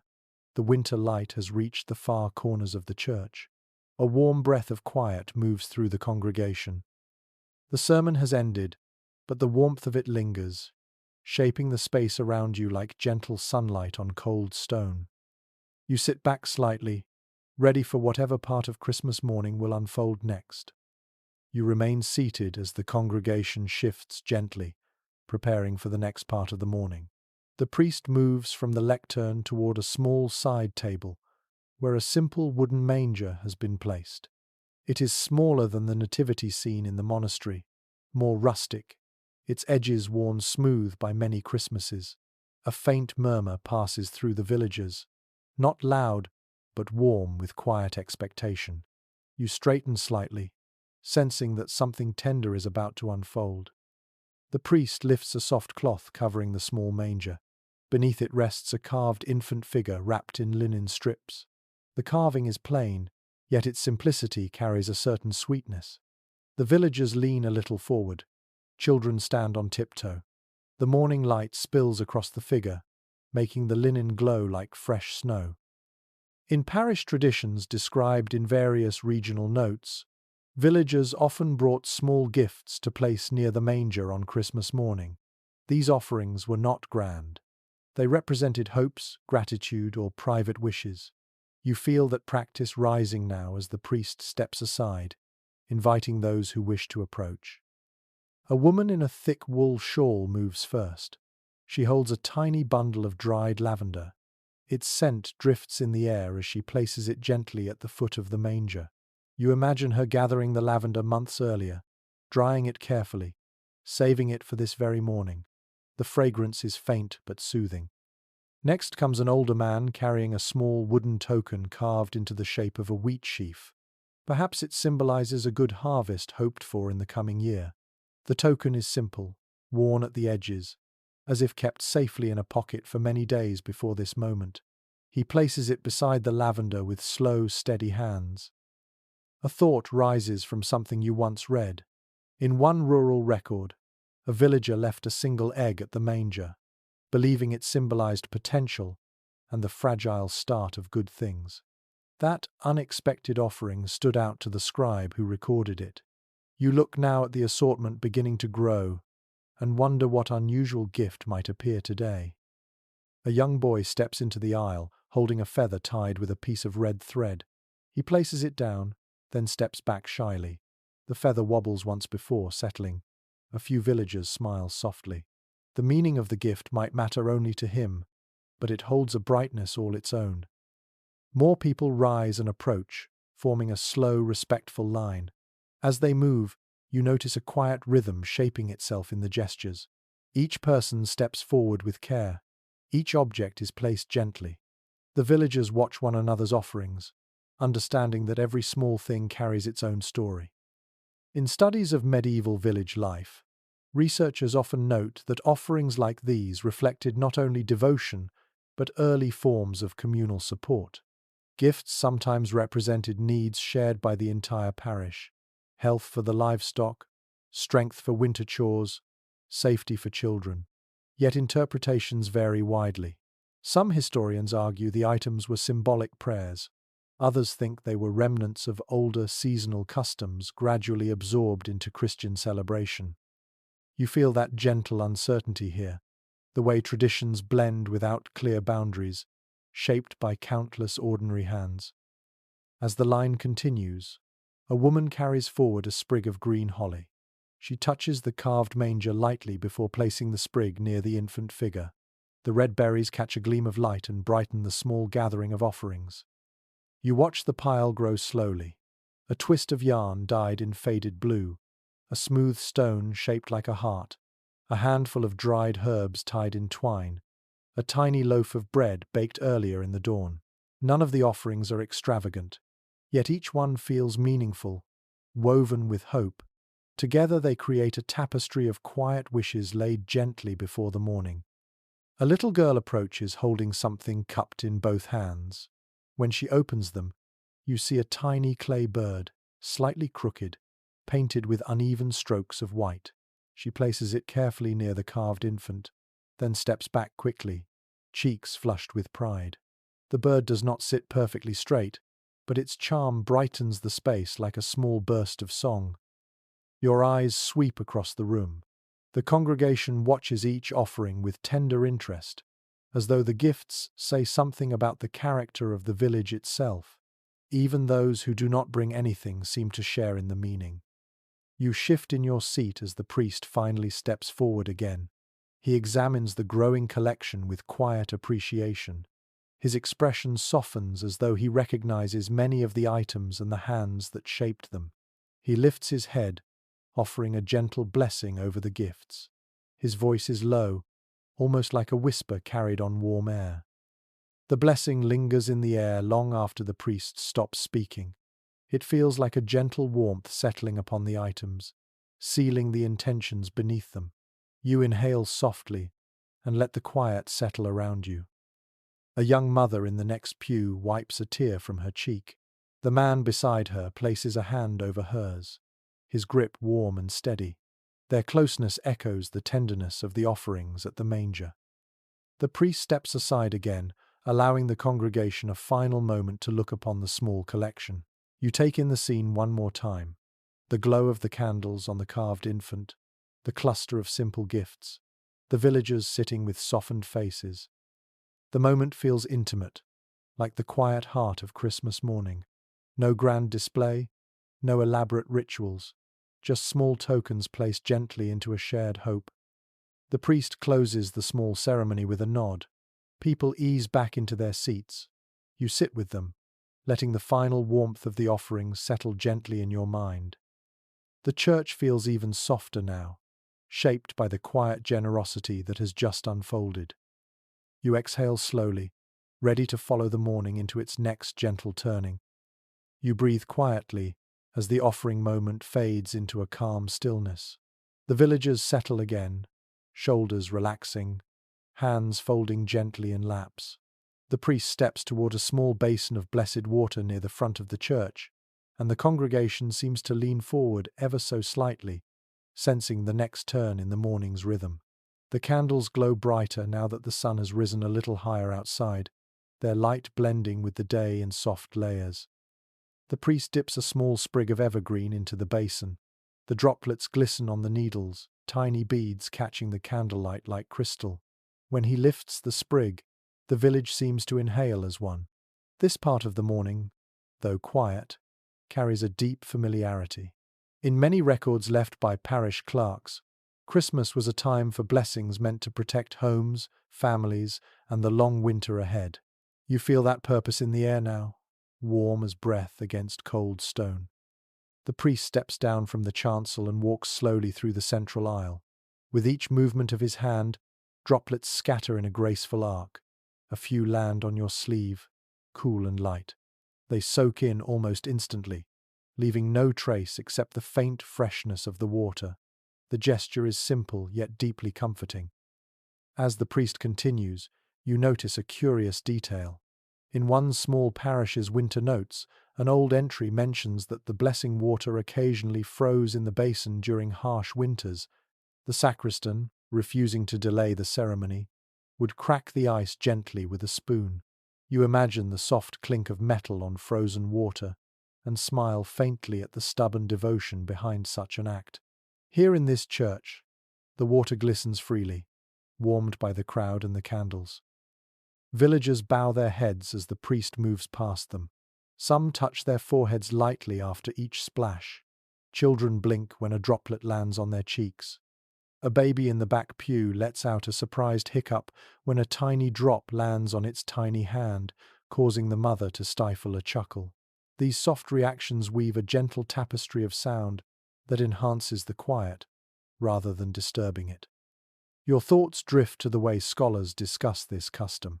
Many agree it served not only as a spiritual blessing but also as a symbol of unity, a way to connect every household under the same gesture. Yet interpretations vary. Some believe the emphasis was on protection from illness, others on inviting prosperity, and a few suggest it echoed much older customs of purifying spaces at the turning of the year. That range of viewpoints feels natural here, like a stream branching gently into many paths. The priest's steps remain slow and careful. Each time he lifts the evergreen sprig, a faint shimmer follows. When he passes a family near the front, a young girl giggles softly as the water touches her nose. Her grandmother places a gentle hand on her back, smiling with a tenderness shaped by many Christmas mornings. You feel the droplets land again near your hand, cool against the warmth gathered in your skin. The scent of evergreen rises faintly, mixing with the beeswax candles and the lingering hint of resin on the wooden beams. The combination forms a fragrance that feels grounded and familiar, like the quiet scent of old forests meeting the glow of home fires. As the priest moves down the last aisle, your eyes drift to the church walls. The paintings there, faded and softened by age, catch the light in uneven strokes. The blessing water occasionally scatters near them, glistening faintly before sliding down the plaster. The marks disappear quickly, leaving behind a brief memory of light. When the priest returns to the front, the congregation waits in gentle silence. He places the evergreen sprig back into the basin with deliberate care. The water ripples slightly before growing still. He lifts his hands to offer a short, warm invocation that invites peace into every home represented in the church. His voice carries a softness that settles into the rafters, where the sound lingers like a gentle hum. You look around as the villagers absorb this moment. Some bow their heads, others press their palms together. A few simply breathe more deeply, their faces loosening into quiet gratitude. You sense a feeling moving through the room that is not dramatic or loud, but steady, like the warmth of embers beneath winter ash. A draught slips through the door as someone late enters quietly, but the cold air is softened almost instantly by the congregation's warmth. The candles respond with a brief flicker before settling again. The wooden pew beneath you creaks faintly as you shift, letting your shoulders rest more comfortably. The priest steps back, giving the congregation a moment to let the blessing settle in. You inhale the fresh, cool scent of the water one more time.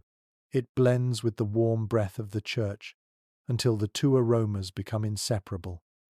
This part of the morning has no grand gesture, no dramatic proclamation.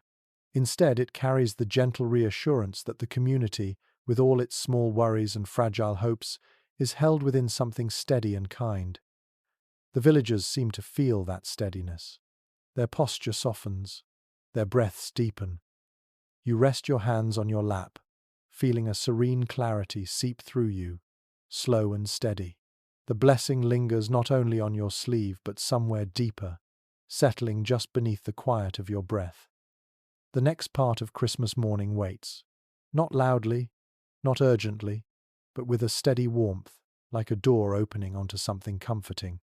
You let your breath fall into an easy rhythm, ready to follow wherever the day leads. You rise slowly with the rest of the congregation as the priest steps back toward the altar. A gentle wave of movement flows through the pews, soft and unhurried. The murmurs fade, replaced by a quiet anticipation that seems to warm the air more than the candles ever could. The blessing has brushed everyone with calm, and now another part of Christmas morning waits just beyond the church doors. When the service ends, the villagers begin to file out, drifting toward the bright winter light filtering through the doorway. You follow them into the open air, and the cold greets you with a crisp purity that clears your breath. The frost on the ground now sparkles more fiercely under the rising sun. The sky has turned a pale blue, brushed with thin streaks of cloud. It is the kind of winter day that promises both bite and beauty. You walk alongside families as they make their way toward the village square. Laughter begins to bubble here and there, soft at first, then growing warmer as the morning unfolds. Christmas Day has moved from the hush of ceremony into the comfort of gathering. According to descriptions found in rural household accounts, this shift was common. After weeks of Advent fasting, Christmas morning opened into a gentler abundance. Meals were humble but hearty. The long restraint finally gave way to warmth, food, and shared celebration. The scent of cooking reaches you even before you see its source. A rich aroma of simmering broth mingles with the faint sweetness of baked bread. Someone has already lit a cooking fire near a cottage, and thin swirls of smoke rise into the cold sky. You follow the villagers along a narrow path where the snow has been trampled flat by bustling footsteps. A curious detail surfaces in your mind. In a few old rural notes, it is mentioned that families sometimes kept a reserved portion of dried fruit or honey, specifically for Christmas morning. These precious ingredients, saved carefully through autumn and winter, symbolized a quiet victory over scarcity. You imagine a mother unwrapping a small cloth bundle of raisins or figs, smiling at the thought of using them at last. As you enter the square, the sound of wooden bowls clinking gently fills the air. Villagers gather around long tables covered with simple cloth. The food laid out is modest, but enticing. Steaming porridge with a drizzle of honey. Fresh loaves still warm from the hearth, small rounds of cheese wrapped in cloth. A pot of spiced stew bubbles slowly, sending a warm cloud of fragrance drifting toward you. You step closer and feel the rising heat from the fire brush your face. The aroma of spices clings to the air with a generous warmth. It feels almost luxurious after the plain meals of the last weeks. You ladle a small portion of the stew into a bowl, feeling the warmth spread instantly to your fingers. The broth is rich with vegetables softened to tenderness, and the spices add a gentle brightness that wakes your senses. Nearby, a family laughs softly as they break open a small loaf.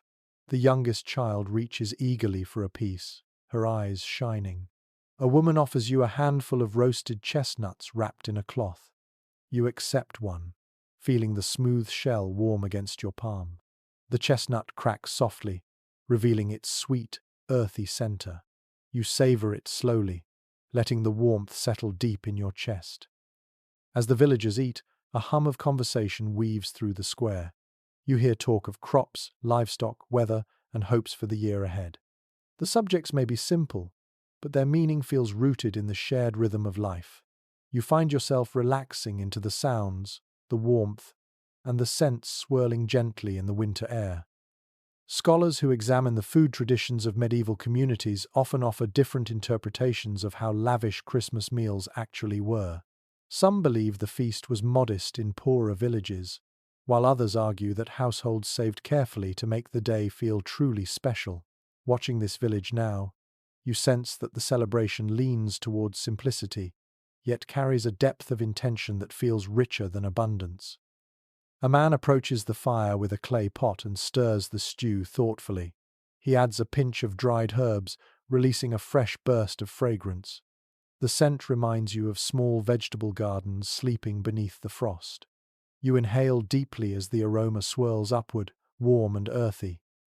A group of children begins to pass around a small loaf decorated with a pattern pressed into its crust. You recognize the shape as a sunburst. A faint memory surfaces of a tradition in which certain villages baked special loaves on Christmas morning as a symbol of returning light. The children nibble at the loaf, giggling as crumbs scatter onto their coats. You take another sip of your stew and feel the warmth radiate through your body. The cold no longer bites at your fingers. The soft chatter of the villagers and the steady crackle of the fire wrap around you like a protective shell. The whole square feels alive with gentle contentment. A thin trail of smoke drifts toward you from a nearby cottage, carrying the faint scent of roasting meat. Your stomach responds with a quiet twist of longing. The meal you have in your hands is simple, yet the promise of more food throughout the day brings a comforting sense of abundance. You glance up and watch the villagers moving through the square with an easy rhythm, their breath forming small clouds that vanish almost instantly. The cold air and the warm food create a delicate balance that feels perfectly suited to the season. As you finish the last spoonful of stew, the warmth settles deep within you, steady and reassuring. You place your empty bowl on a nearby table and flex your fingers, grateful for the heat. The villagers begin to drift from the square now, some returning home to their own hearths, others lingering to share another handful of chestnuts or another slice of bread. The day has broadened into comfort, and you feel ready to follow its gentle invitation. You draw a slow breath, letting the aroma of spices and smoke carry you into the next quiet turn of Christmas Day. You linger near the fire for a moment longer, letting the last traces of warmth cling to your skin. When you finally step away, the winter air greets you with a cool kiss, but it no longer feels sharp. The scents of the square stay with you, drifting lightly around your cloak as you follow a group of villagers toward a large timber hall where more of the day's gathering will unfold. As you approach, the door stands slightly open, releasing a wave of warmer air mixed with scents so rich they almost shimmer. You push the door wider and step inside. The hall glows with the soft light of many candles, each flame mirrored in the polished surfaces of wooden tables. The warmth inside feels comforting, a kind of gentle embrace that draws everyone closer. A low murmur of conversation meets your ears, steady and welcoming. People stand or sit in small clusters, sharing the first fragrant dishes of Christmas Day. The air is thick with the aroma of spices, aromas that in earlier months were precious and difficult to obtain. According to various household inventories from medieval estates, spices like cinnamon, cloves, and ginger were saved for special occasions. You smell them now, swirling through the hall like a promise of comfort. A curious detail rises in your memory. In one old account from a coastal town, a scribe mentioned that a wealthy merchant once brought back a sack of cinnamon sticks, and villagers would occasionally press their faces against the small storage chest just to inhale their scent. You imagine the wonder such fragrances carried, scents that traveled far across seas before finding their way into kitchens like this one. You move deeper into the hall, letting the warmth brush your cheeks. A long table in the center holds a pot of spiced barley pudding, its surface glistening faintly. Another dish nearby steams with a blend of vegetables cooked until tender, flavored with herbs and a touch of pepper. You take a slow breath, savoring the blend of aromas that feel both ancient and immediate. As you approach the table, a woman offers you a wooden spoonful of a deep amber sauce. You taste it carefully. The flavor blooms on your tongue with a sweetness tempered by warm spice. The sensation spreads through your chest like liquid light. You nod in appreciation, and she smiles before moving on to serve another guest. The hall continues to fill with shifting scents: nutmeg crushed fine and sprinkled on warm bread, cloves simmered in mulled cider, ginger baked into small cakes that sit in neat rows on woven cloth. These aromas mingle so smoothly that you can hardly separate them. They rise and fall with the conversation, weaving themselves into the fabric of the morning. Researchers who study culinary traditions of medieval households sometimes offer differing interpretations of how widely spices were used on feast days. Some propose that spices were rare luxuries saved for only the wealthiest families, while others suggest that even modest households kept tiny amounts for occasions like Christmas. Watching this hall now, you sense that this village has managed to gather enough to make the day feel bright, if not extravagant. You wander toward a corner where a cauldron hangs over a small hearth. A young man stirs it slowly, the wooden ladle tracing steady circles. Steam rises from the pot in rhythmic swirls, carrying a scent both sweet and earthy. He offers you a taste of the brew. When you sip, it warms you from the inside, spreading through your limbs with gentle certainty. You thank him, feeling your breath deepen. A small group of children hovers near a tray of ginger cakes shaped like tiny animals. Their laughter bubbles through the hall as they each choose one. One child proudly holds up a cake shaped like a small ox, its features faint but endearing. Another picks one shaped like a bird, its wings slightly crooked. You smile at their bright faces, warmed by their joy. You find a quiet place near the wall, letting your back rest against the smooth timber. From here you can see the whole hall. The candles throw soft halos across the beams. The tables glow with the colors of warm dishes. The villagers' breath blends into the air as they speak with gentle excitement. The space feels alive, filled with a warmth that is both literal and emotional. Your eyes drift toward the high rafters, where the scent of spices seems to settle like invisible garlands. The air carries the fragrance of distant lands, cinnamon from the east, cloves from islands far across the sea, ginger from foreign fields. Yet here, in this small village, those distant places feel closer, brought into the hall by the hands of cooks who know how to coax warmth out of winter. A woman passes by carrying a tray of mulled cider. You accept a small cup. When you lift it, the steam brushes your face with a sweetness that makes your mouth warm even before you drink. The first sip tingles lightly with spice, then settles into a soothing heat. The cider feels like comfort distilled. As villagers move around you, their voices blend into a gentle chorus. Stories are exchanged, jokes shared, and quiet reflections passed between friends. A baby nearby squeals softly when offered a small taste of warm bread. The hall holds these sounds like a warm bowl holding broth. You take another breath, letting the scents fill you from within. Around you, the morning grows richer. The food nourishes not only the body but the spirit. The spices add brightness to the air, like tiny flames dancing invisibly above the tables. A final glance across the room reveals something subtle yet powerful. The spices, though humble in quantity, have transformed the hall into a place where warmth expands beyond the fires. The scents connect everyone, weaving the day together with threads of comfort. You step away from the wall, ready to follow the villagers as they drift toward the next gathering place. The warmth of the hall clings to you, a gentle echo of the spices that filled the air. The day continues to unfold, soft and steady, carrying you into its next quiet embrace. You step out of the hall and let the cooler air meet your face again, though it feels gentler now, softened by the warmth still lingering in your chest from the spiced dishes and mulled drinks. The village hums quietly with contentment. People move through the square with relaxed steps, their shoulders no longer hunched against the cold. A sense of ease flows through the winter morning, as if the entire community has settled into a shared exhale.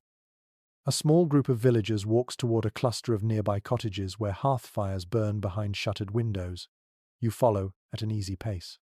The scent of wood smoke drifts through the air in a steady ribbon, earthy and familiar.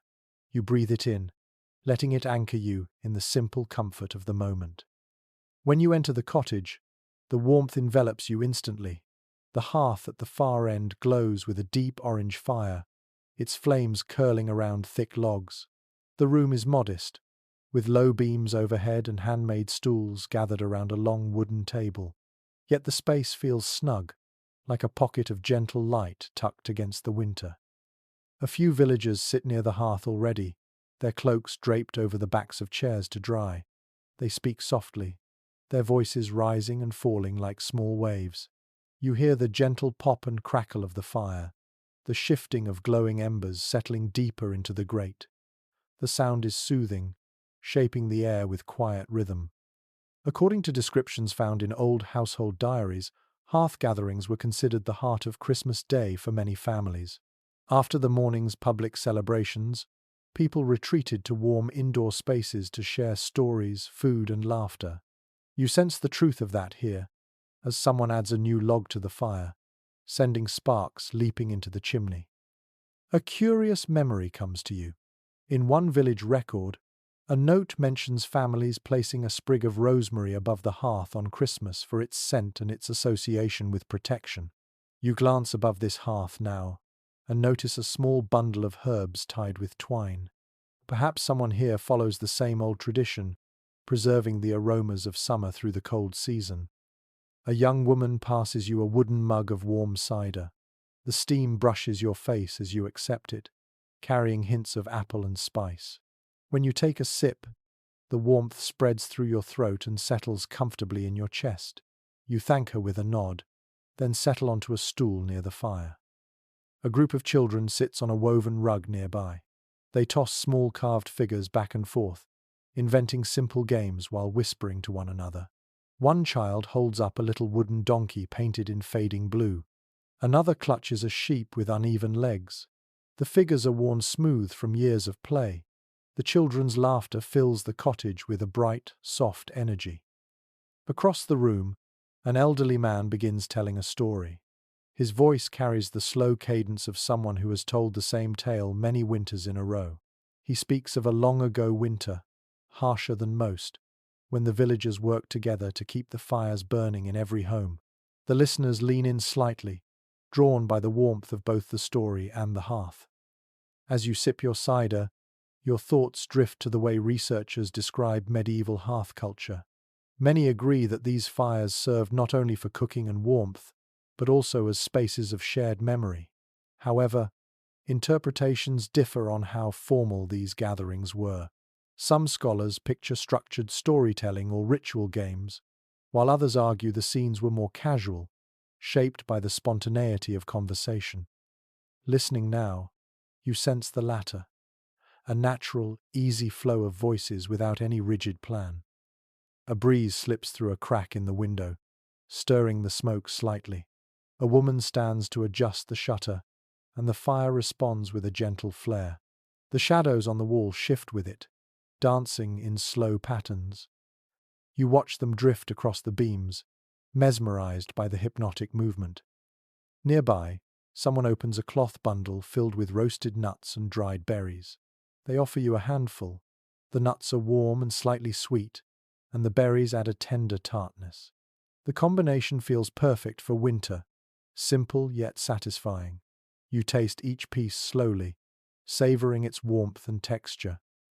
The older man continues his story, now describing a moment when villagers heard wolves howling in the distant woods. The children huddle closer, eyes wide but smiling. A woman chuckles softly, shaking her head at the familiar tale. She has likely heard it each winter since she was a child, yet it still warms the room. You shift slightly on your stool, letting your back ease into a more restful posture. The heat from the fire gathers around your legs, wrapping them in a steady glow. The smell of the burning wood blends with the scent of wool, herbs, and the faint sweetness of food. Each inhale feels deeper than the last, each exhale slower and softer. A small dog trots into the room, tail wagging lazily. It makes its rounds, greeting each person with a gentle nuzzle before curling near the hearth. The children reach out to stroke its back, their small hands moving tenderly over its fur. The dog sighs, folding itself into a warm patch of light. Someone begins humming a soft melody, one that feels familiar even though you cannot recall where you have heard it. Others join quietly, humming along as though following a shared instinct rather than any conscious decision. The sound weaves through the room like a thread of light, simple and soothing. The fire crackles again, sending a few sparks upward. You watch the glow shift and pulse, its light flickering across the mugs and bowls scattered on the table. A woman ladles warm soup from a pot hanging over the fire, offering refills to anyone whose bowl sits empty. The aroma of the soup mingles with the fire's heat, adding a new layer of comfort to the room. You notice an elderly woman mending a woolen glove near the hearth. She works with steady hands, threading the needle carefully through each stitch. The firelight makes her fingers glow. Her motions are quiet and sure, shaped by years of practice. A soft laugh ripples across the room as one of the children tells a joke they cannot fully pronounce. The adults smile, letting the warmth of the moment settle deeper into their voices. You sense that these small interactions matter as much as any feast. They bind the day together in gentle threads. You take another sip of cider. The warmth settles through you again, almost like the fire itself has taken root in your chest. You let the quiet conversations wash over you, the stories, the laughter, the soft scrape of logs shifting in the hearth. Every sound feels softened by the glow. Time drifts slowly in the cottage. Nothing rushes, nothing demands attention.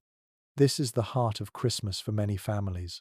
Not ceremony, not grand feasting, but this simple warmth shared among familiar faces. As the fire burns lower, the room grows even softer. Some villagers begin to rise, stretching gently, preparing to step back into the winter light. You stand as well, leaving your stool with a slow breath. Your body feels rested, warmed from the inside out.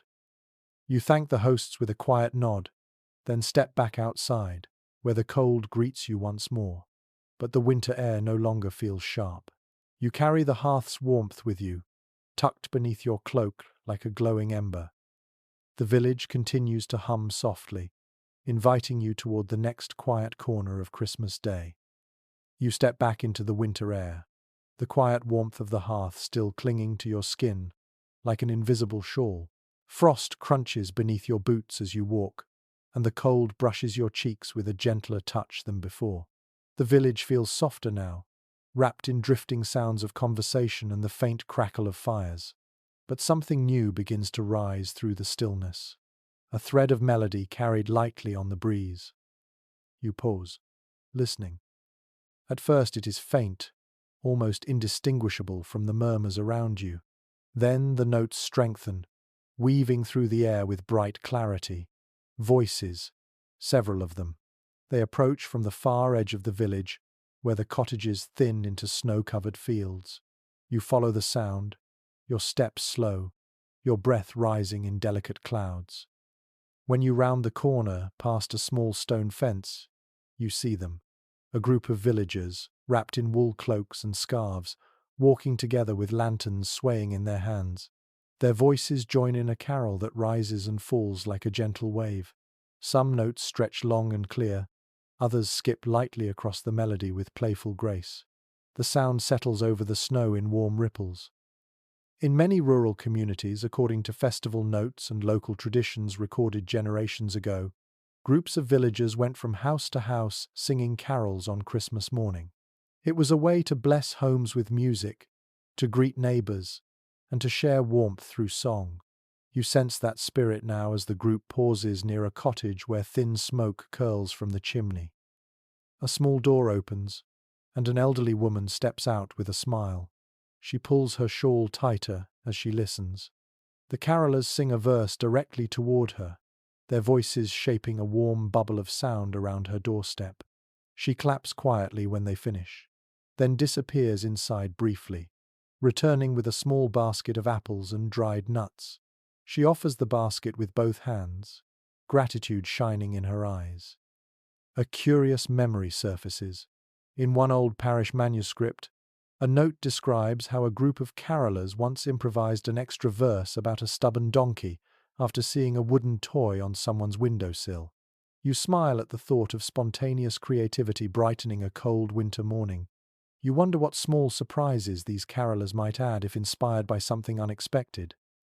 The group moves on, and you follow at a respectful distance, letting the notes carry you along the snowy path. Lanterns sway gently in the hands of the singers, casting warm circles of light on the ground. The glow makes the frost sparkle, as though each tiny crystal is choosing to shine for the music. A few homes ahead, a family opens their window to listen. A child leans out just far enough to rest her chin on the ledge, her muffled grin visible beneath layers of wool. The carolers respond by adjusting their pitch slightly, lifting the melody with a brightness that makes the child laugh.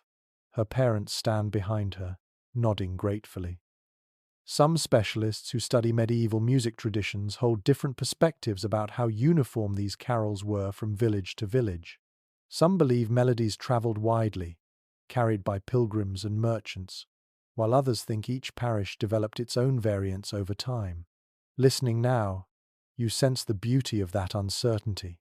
These singers may be echoing a song older than any memory, or shaping one uniquely their own. The carolers stop at another cottage. This one has a wreath hanging slightly crooked above the door, its berries bright against the winter wood. A man steps out, wiping flour from his hands as though pulled straight from his baking. He listens with eyes half closed. When the final note fades, he laughs and presses a small loaf of warm bread into one of the singer's hands. It steams visibly in the air. The group responds with gratitude, adjusting their lanterns before continuing toward the square. Their voices intertwine again, steady and mellow. You join their route, your footsteps falling quietly behind them. The song shifts into a new tune, lighter and more playful. The rhythm feels as though it could nudge snowflakes into dance. One singer adds a brief flourish at the end of a phrase, and the others chuckle gently before repeating the verse with the same flourish. For a moment, the melody becomes a shared joke inside the harmony, soft and joyful. As the group approaches the square, more villagers pause their conversations to listen. Some lean against fences. Others stand with hands tucked into cloaks, their breath forming slow clouds. Children gather closer, their cheeks flushed from cold and excitement. The carol fills the space with a glow that no fire could match. You watch as a young couple exchanges a glance while listening. Their fingers brush, hesitant but hopeful. The music wraps around them like a blessing. A small dog barks once, confused by the shifting tones, then trots happily in a small circle as if deciding to approve. The carolers continue the final verses, their voices blending in a rich harmony that rises toward the pale sky. For a moment, the entire village seems to breathe in time with the melody. Every cottage, every lantern, every patch of frost. When the song ends, a wave of quiet settles over the square. Not silence, but a soft, contented hush shaped by the warmth of shared music. The carolers rest for a moment, catching their breath, then begin speaking with neighbors, exchanging smiles and small gifts. You take in the scene slowly, the glow of lanterns, the scent of smoke, the fading echo of melody lingering like a gentle imprint on the air. Christmas Day feels deeper now, filled with the warmth of voices woven together in harmony. The music has moved through the village like a soft tide, touching every doorway, shaping every breath. You inhale once more, letting the last traces of song settle into your chest. Another part of the day opens quietly before you, waiting to be followed. You watch the carolers disperse gently into smaller groups, their lanterns fading into the brightening daylight. The melodies linger faintly in your ears, as if the air itself has learned the songs. The village settles into a warm, quiet, softer and fuller than before, shaped by shared voices and winter breath. You take a slow step toward the far end of the square, drawn by the sight of a few villagers carrying baskets wrapped in cloth. Their movements are purposeful but unhurried. A woman adjusts her shawl and lifts a basket filled with small loaves of bread. Beside her, a young man carries a pouch clinking softly with dried beans. You follow at a respectful distance as they walk down a narrow path between cottages. The snow along the way has been packed by many footsteps, but here and there patches of untouched frost glitter, like small hidden treasures. According to some accounts found in old parish letters, Christmas Day was a time not only for feasting but for acts of quiet generosity. Neighbors offered food, warmth, or companionship to those who needed it most. It was a custom shaped less by doctrine and more by shared humanity. You sense the truth of that now as the villagers approach a modest cottage at the edge of the settlement. A soft knock on the door, a moment of stillness. Then the door opens, revealing an elderly woman bundled in layers that look thinner than they should be for winter. Her eyes widen slightly as she sees the gifts waiting on her doorstep. The woman with the bread offers it with both hands, and the young man places his pouch of beans gently beside her. A smile blooms on her face, small but bright with gratitude. A faint memory surfaces of reading a short note from a rural manuscript. It mentioned a family who left warm broth outside a neighbor's home each Christmas morning, believing that no one should greet the holy day with an empty stomach. The note was brief, almost careless, yet it carried a tenderness that stayed with you. Watching the villagers offer their baskets now, you feel the same quiet warmth. The group moves on. You follow them as they walk toward another cottage. This time a child carries a bundle of chopped firewood tied neatly with twine. He walks carefully, the load heavy for his arms but carried with clear determination. When the family inside opens the door, the child lifts the bundle with a proud little nod. Their laughter spills into the air, warm enough to soften the frost underfoot. A thought drifts through your mind regarding medieval village life. Some researchers believe that these acts of giving were structured by unwritten agreements within the community. Others argue they were spontaneous, shaped by the personalities and relationships of villagers rather than any shared rule. You watch the group offer a small jar of honey to a lonely widower and sense the latter.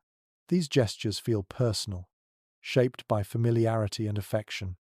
A few villagers gather near a cottage where smoke rises lazily from a crooked chimney. They speak in low voices before placing a cloth-wrapped parcel near the doorstep. Inside the parcel is likely food prepared earlier in the morning, and perhaps a small treat tucked in as a surprise. No one knocks. They simply leave the gift and step away quietly. Some villagers believed it was kinder to offer certain gifts anonymously, letting the receiver accept them without feeling indebted. You pause at a distance, the snow crunching softly beneath your boots. The cold air brushes your cheeks, but the warmth of the scene spreads through you like a gentle ember. There is something almost sacred in these simple actions. No grand declarations, no expectations. Just quiet hands carrying care from one home to another. The group continues down the lane, and you walk with them until they reach a small shed where a low, muffled bleat comes from inside. A villager opens the door carefully, revealing a goat nestled in straw. Its breath curls into the air in soft clouds. One of the villagers pours a handful of grain into a bowl and checks the water trough, breaking a thin layer of ice with a wooden spoon. The goat nudges the grain eagerly. The villagers smile, pleased by its enthusiasm. A faint detail floats into your mind. A note in a farm diary mentioning that on Christmas morning, some families offered a small extra portion of fodder to their animals out of gratitude for their labor. The phrase stuck with you. It suggested a kindness extended even to creatures who would never understand the meaning of the day. Watching the goat now, you sense that same old kindness alive here. A few children run ahead and begin placing small sprigs of greenery near doorsteps of houses that look particularly worn. The greenery is modest but fragrant. Holly, ivy, a few bits of pine. The children seem delighted by their task. Their small boots leave erratic trails in the snow as they weave between cottages. Each sprig looks like a tiny promise of cheer tucked against winter's sternness. You follow them toward the square again. As the group approaches, some villagers peel off to deliver more baskets, while others stay behind to repair a broken fence or help chop extra firewood. No one announces these tasks. They simply happen, shaped by long familiarity with what their neighbors might need. A young woman carrying a jug of warm broth stops beside you and offers you a cup. You accept with grateful hands. The broth is rich but mild, warming your throat with a steady heat. She smiles before moving on, her steps light in the snow. You watch her go, feeling the warmth settle into your chest. The village hums with this soft generosity, each gesture made without expectation, filling the air with a quiet brightness. As the last of the baskets are delivered, and the villagers disperse into gentle pairs and trios, you feel the depth of the morning settle around you. These small acts form the heart of the day, woven from the same threads of kindness that have shaped countless winters before this one. You inhale slowly, letting the cold air and warm broth mingle inside you. Christmas continues to unfold, soft and steady, leading you onward through a world made gentler by compassion. You walk slowly back toward the center of the village, your breath curling into the air in soft white puffs. The square has grown quieter now, not empty, but gentled by the passing of the morning's bustle. Families drift homeward with baskets and warm cloaks. A few children linger near fence posts, tracing patterns in the snow with sticks. The bells no longer ring, the carols have faded, and even the laughter has softened into something hushed and reflective. You follow a small path that curves behind the parish church. The cottages thin out until only a few stand scattered near the edge of the fields. The snow here looks untouched, smooth and pale, broken only by your slow footsteps. A thin line of smoke rises from a distant chimney. The world feels stretched and calm, like winter has stopped to breathe. Ahead, the monastery comes into view once more, its stone walls softened by the afternoon light. The shadows have grown longer, bluish at the edges, stretching across the frosty ground. You make your way back through the narrow lane that leads to the cloister gate. A monk stands there, adjusting his hood against the cold. He offers you a gentle nod before stepping aside to let you enter. Inside the monastery grounds, the air feels even quieter. The world outside seemed wrapped in warmth, but here the stillness deepens. You walk across the cloister courtyard, your boots stirring the thin layer of frost blanketing the ground. The herbs in the little garden stand stiff and silent, their leaves dusted with ice. When you step into the covered walkway, you feel the faint warmth of the afternoon sun filtering through the small windows. The light rests on the stone floor in pale rectangles. It is not strong, but it softens the harshest shadows. You breathe in slowly, letting the calm seep into you. According to certain descriptions left by monastic scribes, afternoons on Christmas Day often carried a quieter rhythm. While the morning was filled with celebration and shared devotion, the later hours were meant for reflection, gentle conversation, or personal prayer. You sense that pattern here woven into the silence around you. A soft scuff of footsteps echoes from the far corner of the walkway. Two monks pass by, speaking in low, steady voices. You cannot make out the words, but the tone is warm and unhurried. One of them carries a folded cloth, perhaps preparing the chapel for the evening service. The cloth brushes lightly against his robe, creating a faint whisper of sound. A curious detail surfaces in your thoughts. In one monastery's winter journal, a monk wrote about how the community liked to recite small seasonal verses to one another on Christmas afternoon. These verses were not formal liturgy, just brief lines of poetry exchanged with quiet smiles. Whether this custom was common or unique to that place remains unclear. As you walk, you wonder if such spoken warmth might drift through these halls later in the day. You step into a small alcove where a bench rests beneath a narrow window. The glass is thick and uneven, warping the outside world into softened shapes. You sit down slowly, feeling the chill of the bench give way to your warmth. For a moment, you let your gaze drift through the blurred glass. Beyond it, the sky has deepened into a soft silver, the light gentle rather than bright. The monastery around you hums with subdued activity. Somewhere down the corridor, a bucket is set down with a soft thud. A door closes quietly. A fire crackles faintly from a room you cannot see. These sounds are unobtrusive, blending into the calm like threads in a tapestry. You rest your hands on your knees and allow your shoulders to lower. The quiet becomes a companion rather than an emptiness. The day has carried you through ceremony, warmth, feasting, laughter, and generosity. Now it offers stillness, giving you space to gather all those moments gently into yourself. A monk passes by carrying a small stack of parchment sheets. He moves with careful steps, eyes lowered slightly as though immersed in thought. The faint smell of ink clings to him, like a shadow of the scriptorium. You imagine him returning to his desk, ready to record the events of the feast day, or perhaps to copy a passage that has been waiting patiently for attention.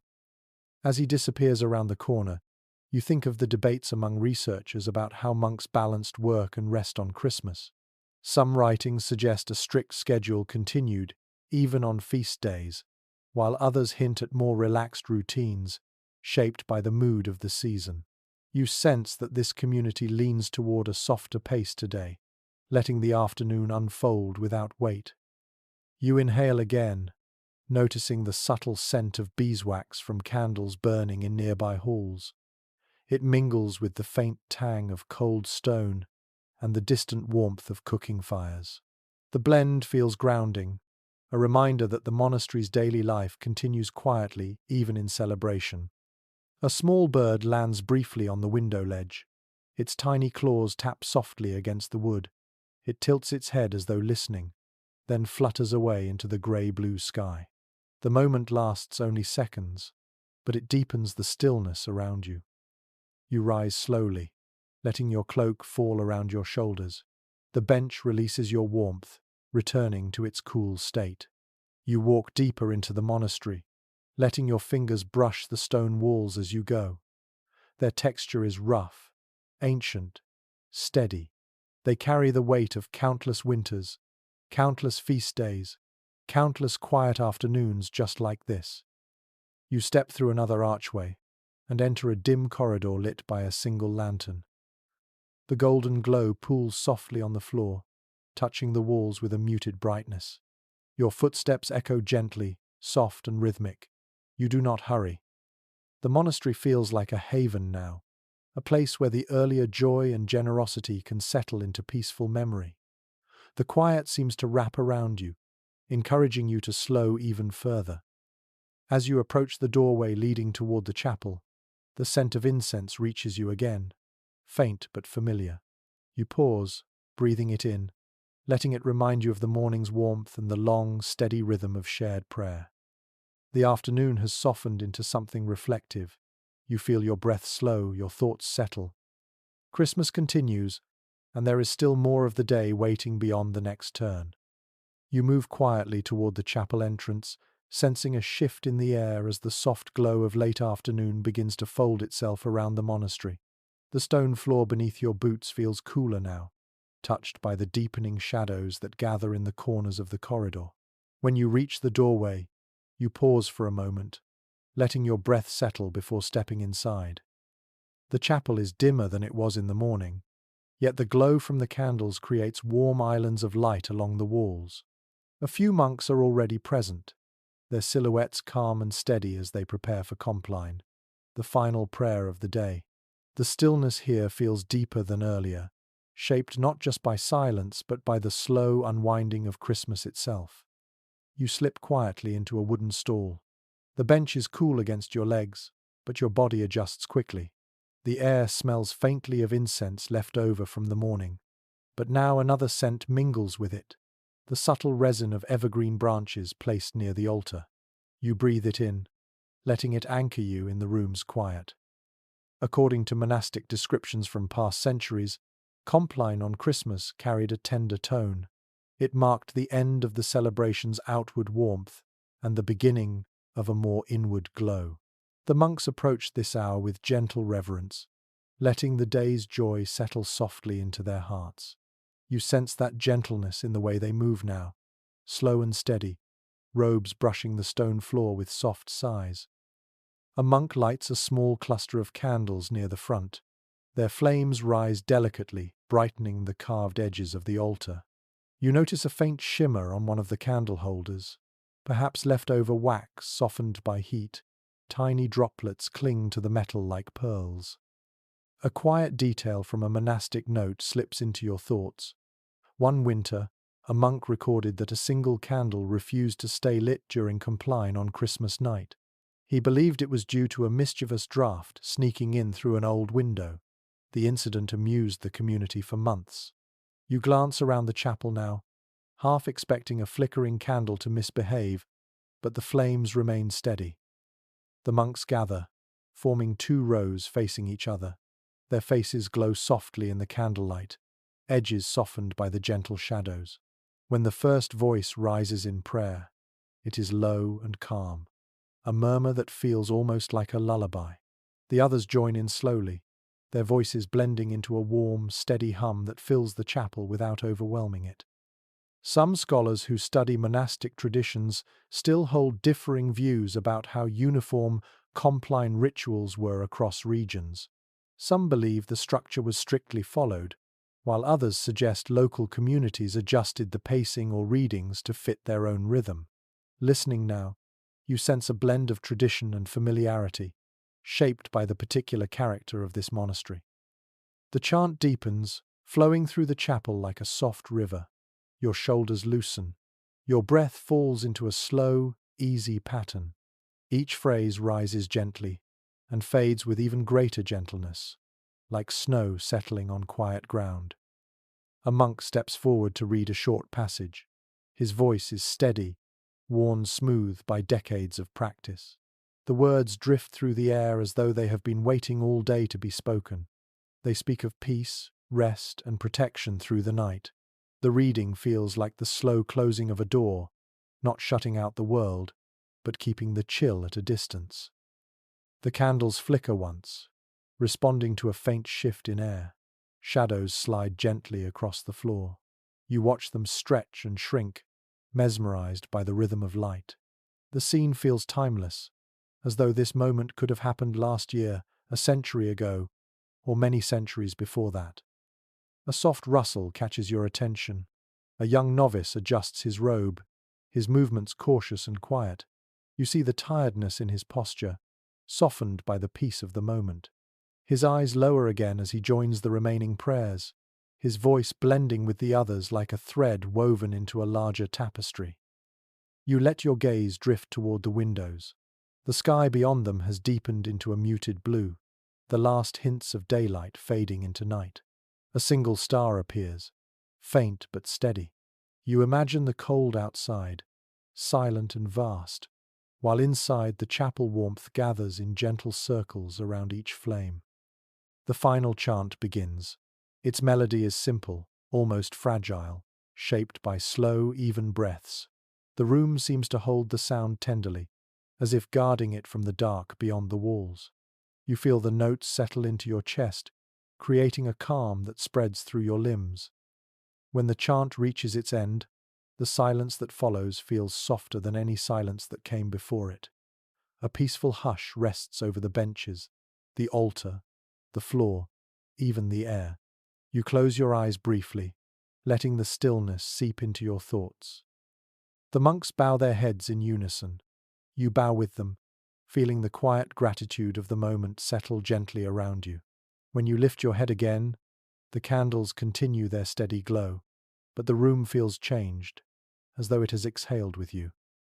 One by one, the monks rise and leave the chapel, their footsteps soft and unhurried.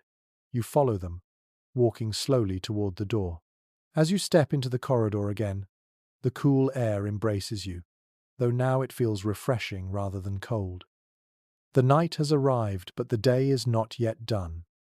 A calm evening awaits, shaped by the quiet strength of Compline and the peaceful glow of the candles still burning inside the chapel.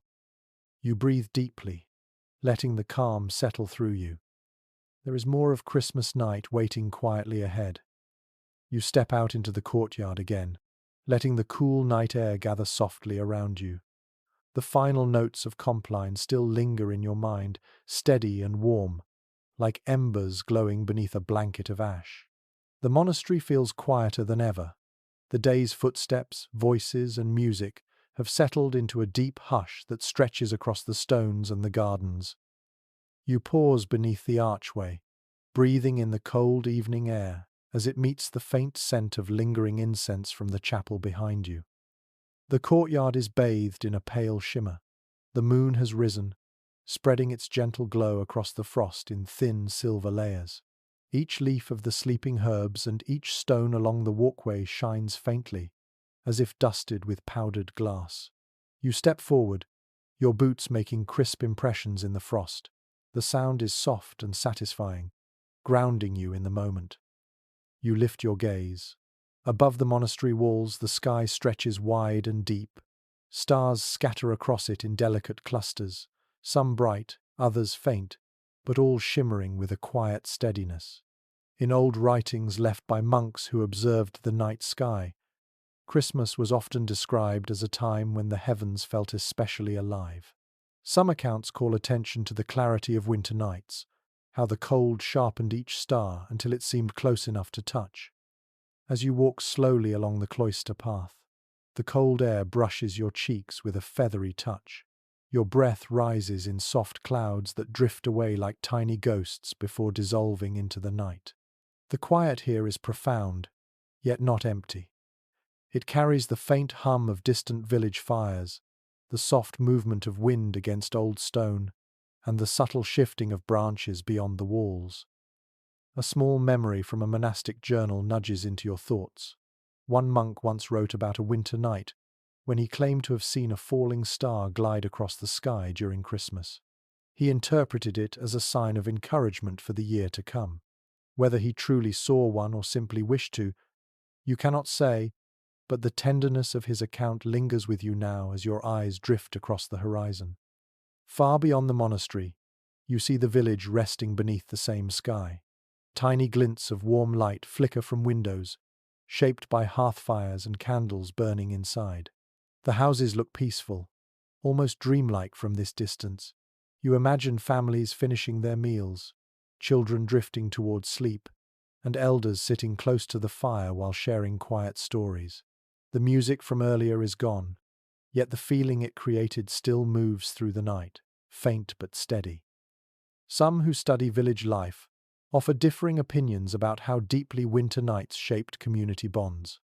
Certain scholars believe the shared darkness encouraged families to gather closer, while others point out that long nights often meant more work, tending fires and livestock. As you stand beneath the sky, you sense both truths woven gently together. Darkness brings both challenge and closeness, especially on a night like this one. You walk toward the low stone wall at the edge of the cloister garden. Beyond it, a small patch of open land extends toward the horizon, covered in untouched frost that gleams like powdered silver. You rest your hands lightly on the cool stone and breathe deeply. The air feels purer here, crisp and still, as though the world has paused. A faint rustle draws your attention. You turn your head just enough to catch sight of a monk walking slowly along the path opposite yours, his hands folded against his chest. His posture is relaxed, almost meditative. You sense he, too, is contemplating the quiet beauty of the night. He offers you a small nod as he passes, and his footsteps fade gently into the shadows. You lift your face to the stars once more. Their light is soft, steady, ancient. You feel something settle inside you, a warmth that comes not from fire, but from a kind of inner calm shaped by the long, gentle rhythm of the day. You think of the candles glowing in the chapel, the singing in the village, the quiet kindness of shared meals. Each moment feels like its own small star scattered across your memory. The wind brushes past again, carrying a faint scent of pine from the trees beyond the walls. You draw your cloak closer. The cold deepens, but it feels clean rather than harsh. You let it wash over you, sharpening your awareness of the night around you.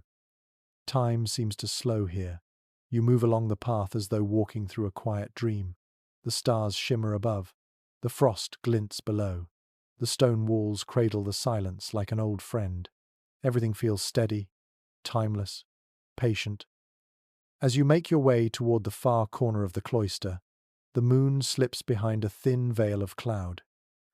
The light dims for a moment, turning the courtyard into an even softer space. When the moon reappears, its glow seems gentler, as if quietly acknowledging your presence. You pause again to take in the scene. This moment, with its quiet sky and peaceful ground, feels like the perfect bridge between the day's celebrations and the restful night ahead. The stars above seem to watch over the monastery and the village alike, offering a calm blessing to all beneath them. You breathe deeply, feeling your thoughts drift into stillness. Christmas night continues, wrapped in silver sky and soft frost, waiting for you to follow where it gently leads. You remain still beneath the night sky for a long, quiet moment, letting the calm seep into your breath. The cold settles gently along your sleeves, but it does not urge you inside. Instead, it feels like part of the silence, part of the slow unwinding of Christmas Day. When you finally turn away from the stars, your steps echo softly against the stone path leading back toward the heart of the monastery. You pass beneath an archway where a single lantern flickers, its light small but steady. The warm glow casts slow-moving shadows across the walls, giving the corridor a softened, dreamlike quality. The air inside is cooler than the chapel, but warmer than the night air outside. It holds a quiet balance, the kind that encourages unhurried movement and gentle thoughts. As you walk, you sense a subtle shift in the atmosphere.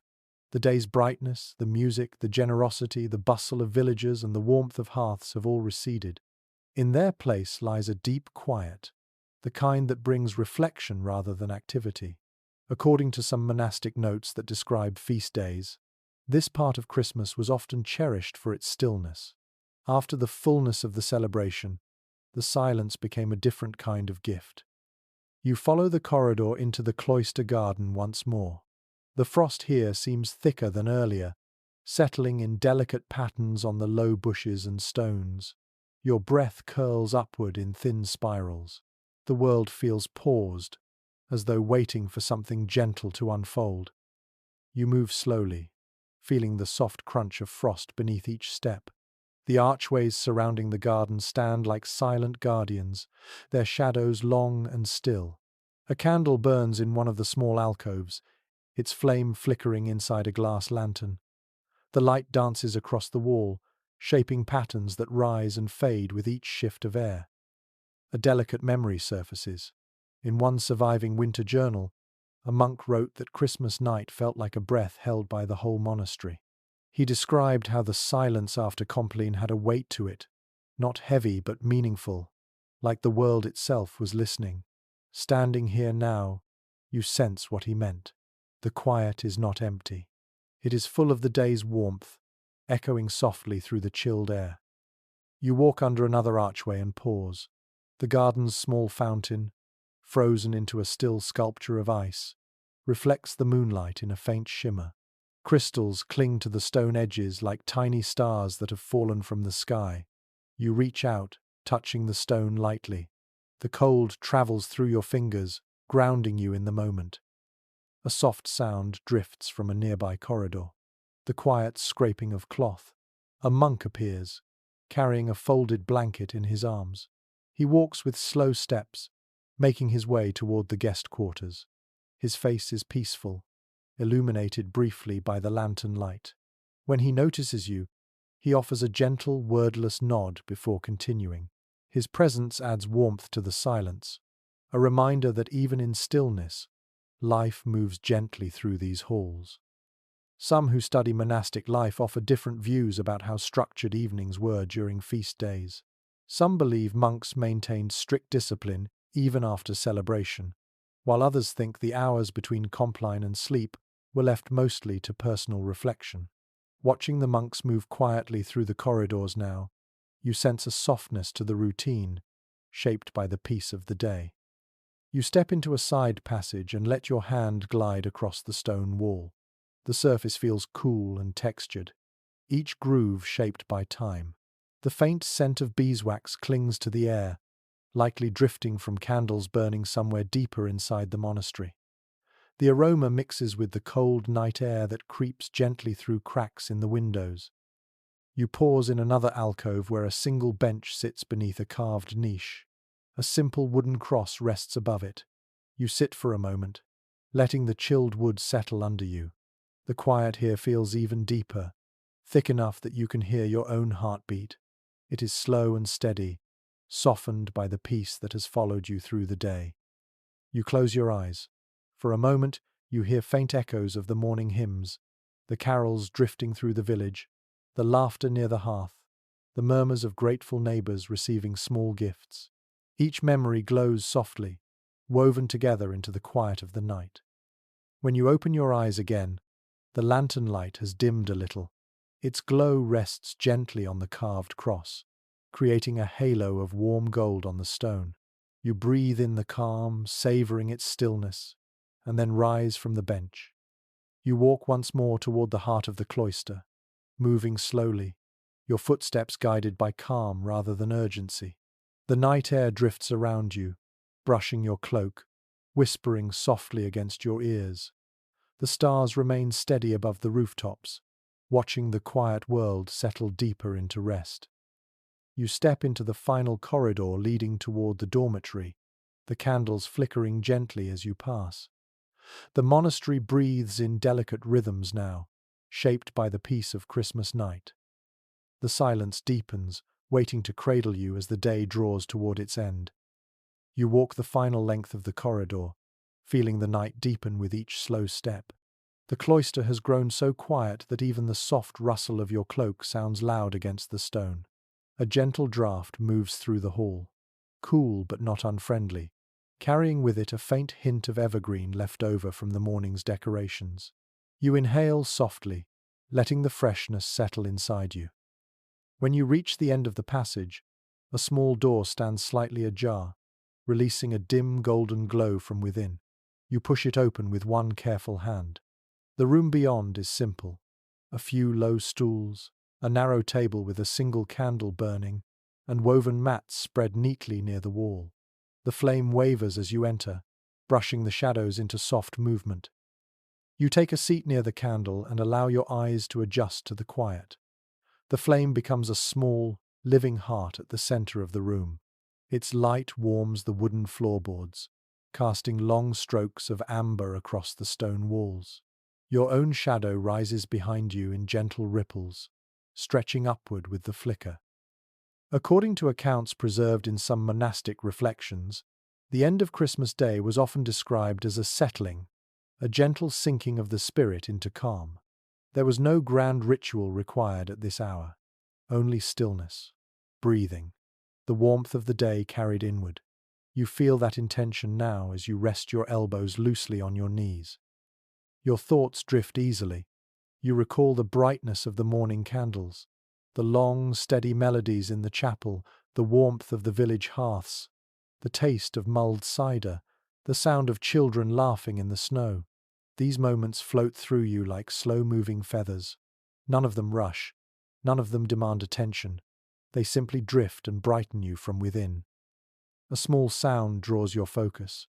Outside, in the courtyard, someone steps across the frost. Their footsteps are soft and deliberate. You imagine a monk finishing his final tasks for the day, perhaps extinguishing lanterns or checking the doors. The sound fades after a moment, leaving only silence in its place. A curious memory surfaces from something once read, the mention of a monk who believed that Christmas night held a special hush, deeper than any other night of the year.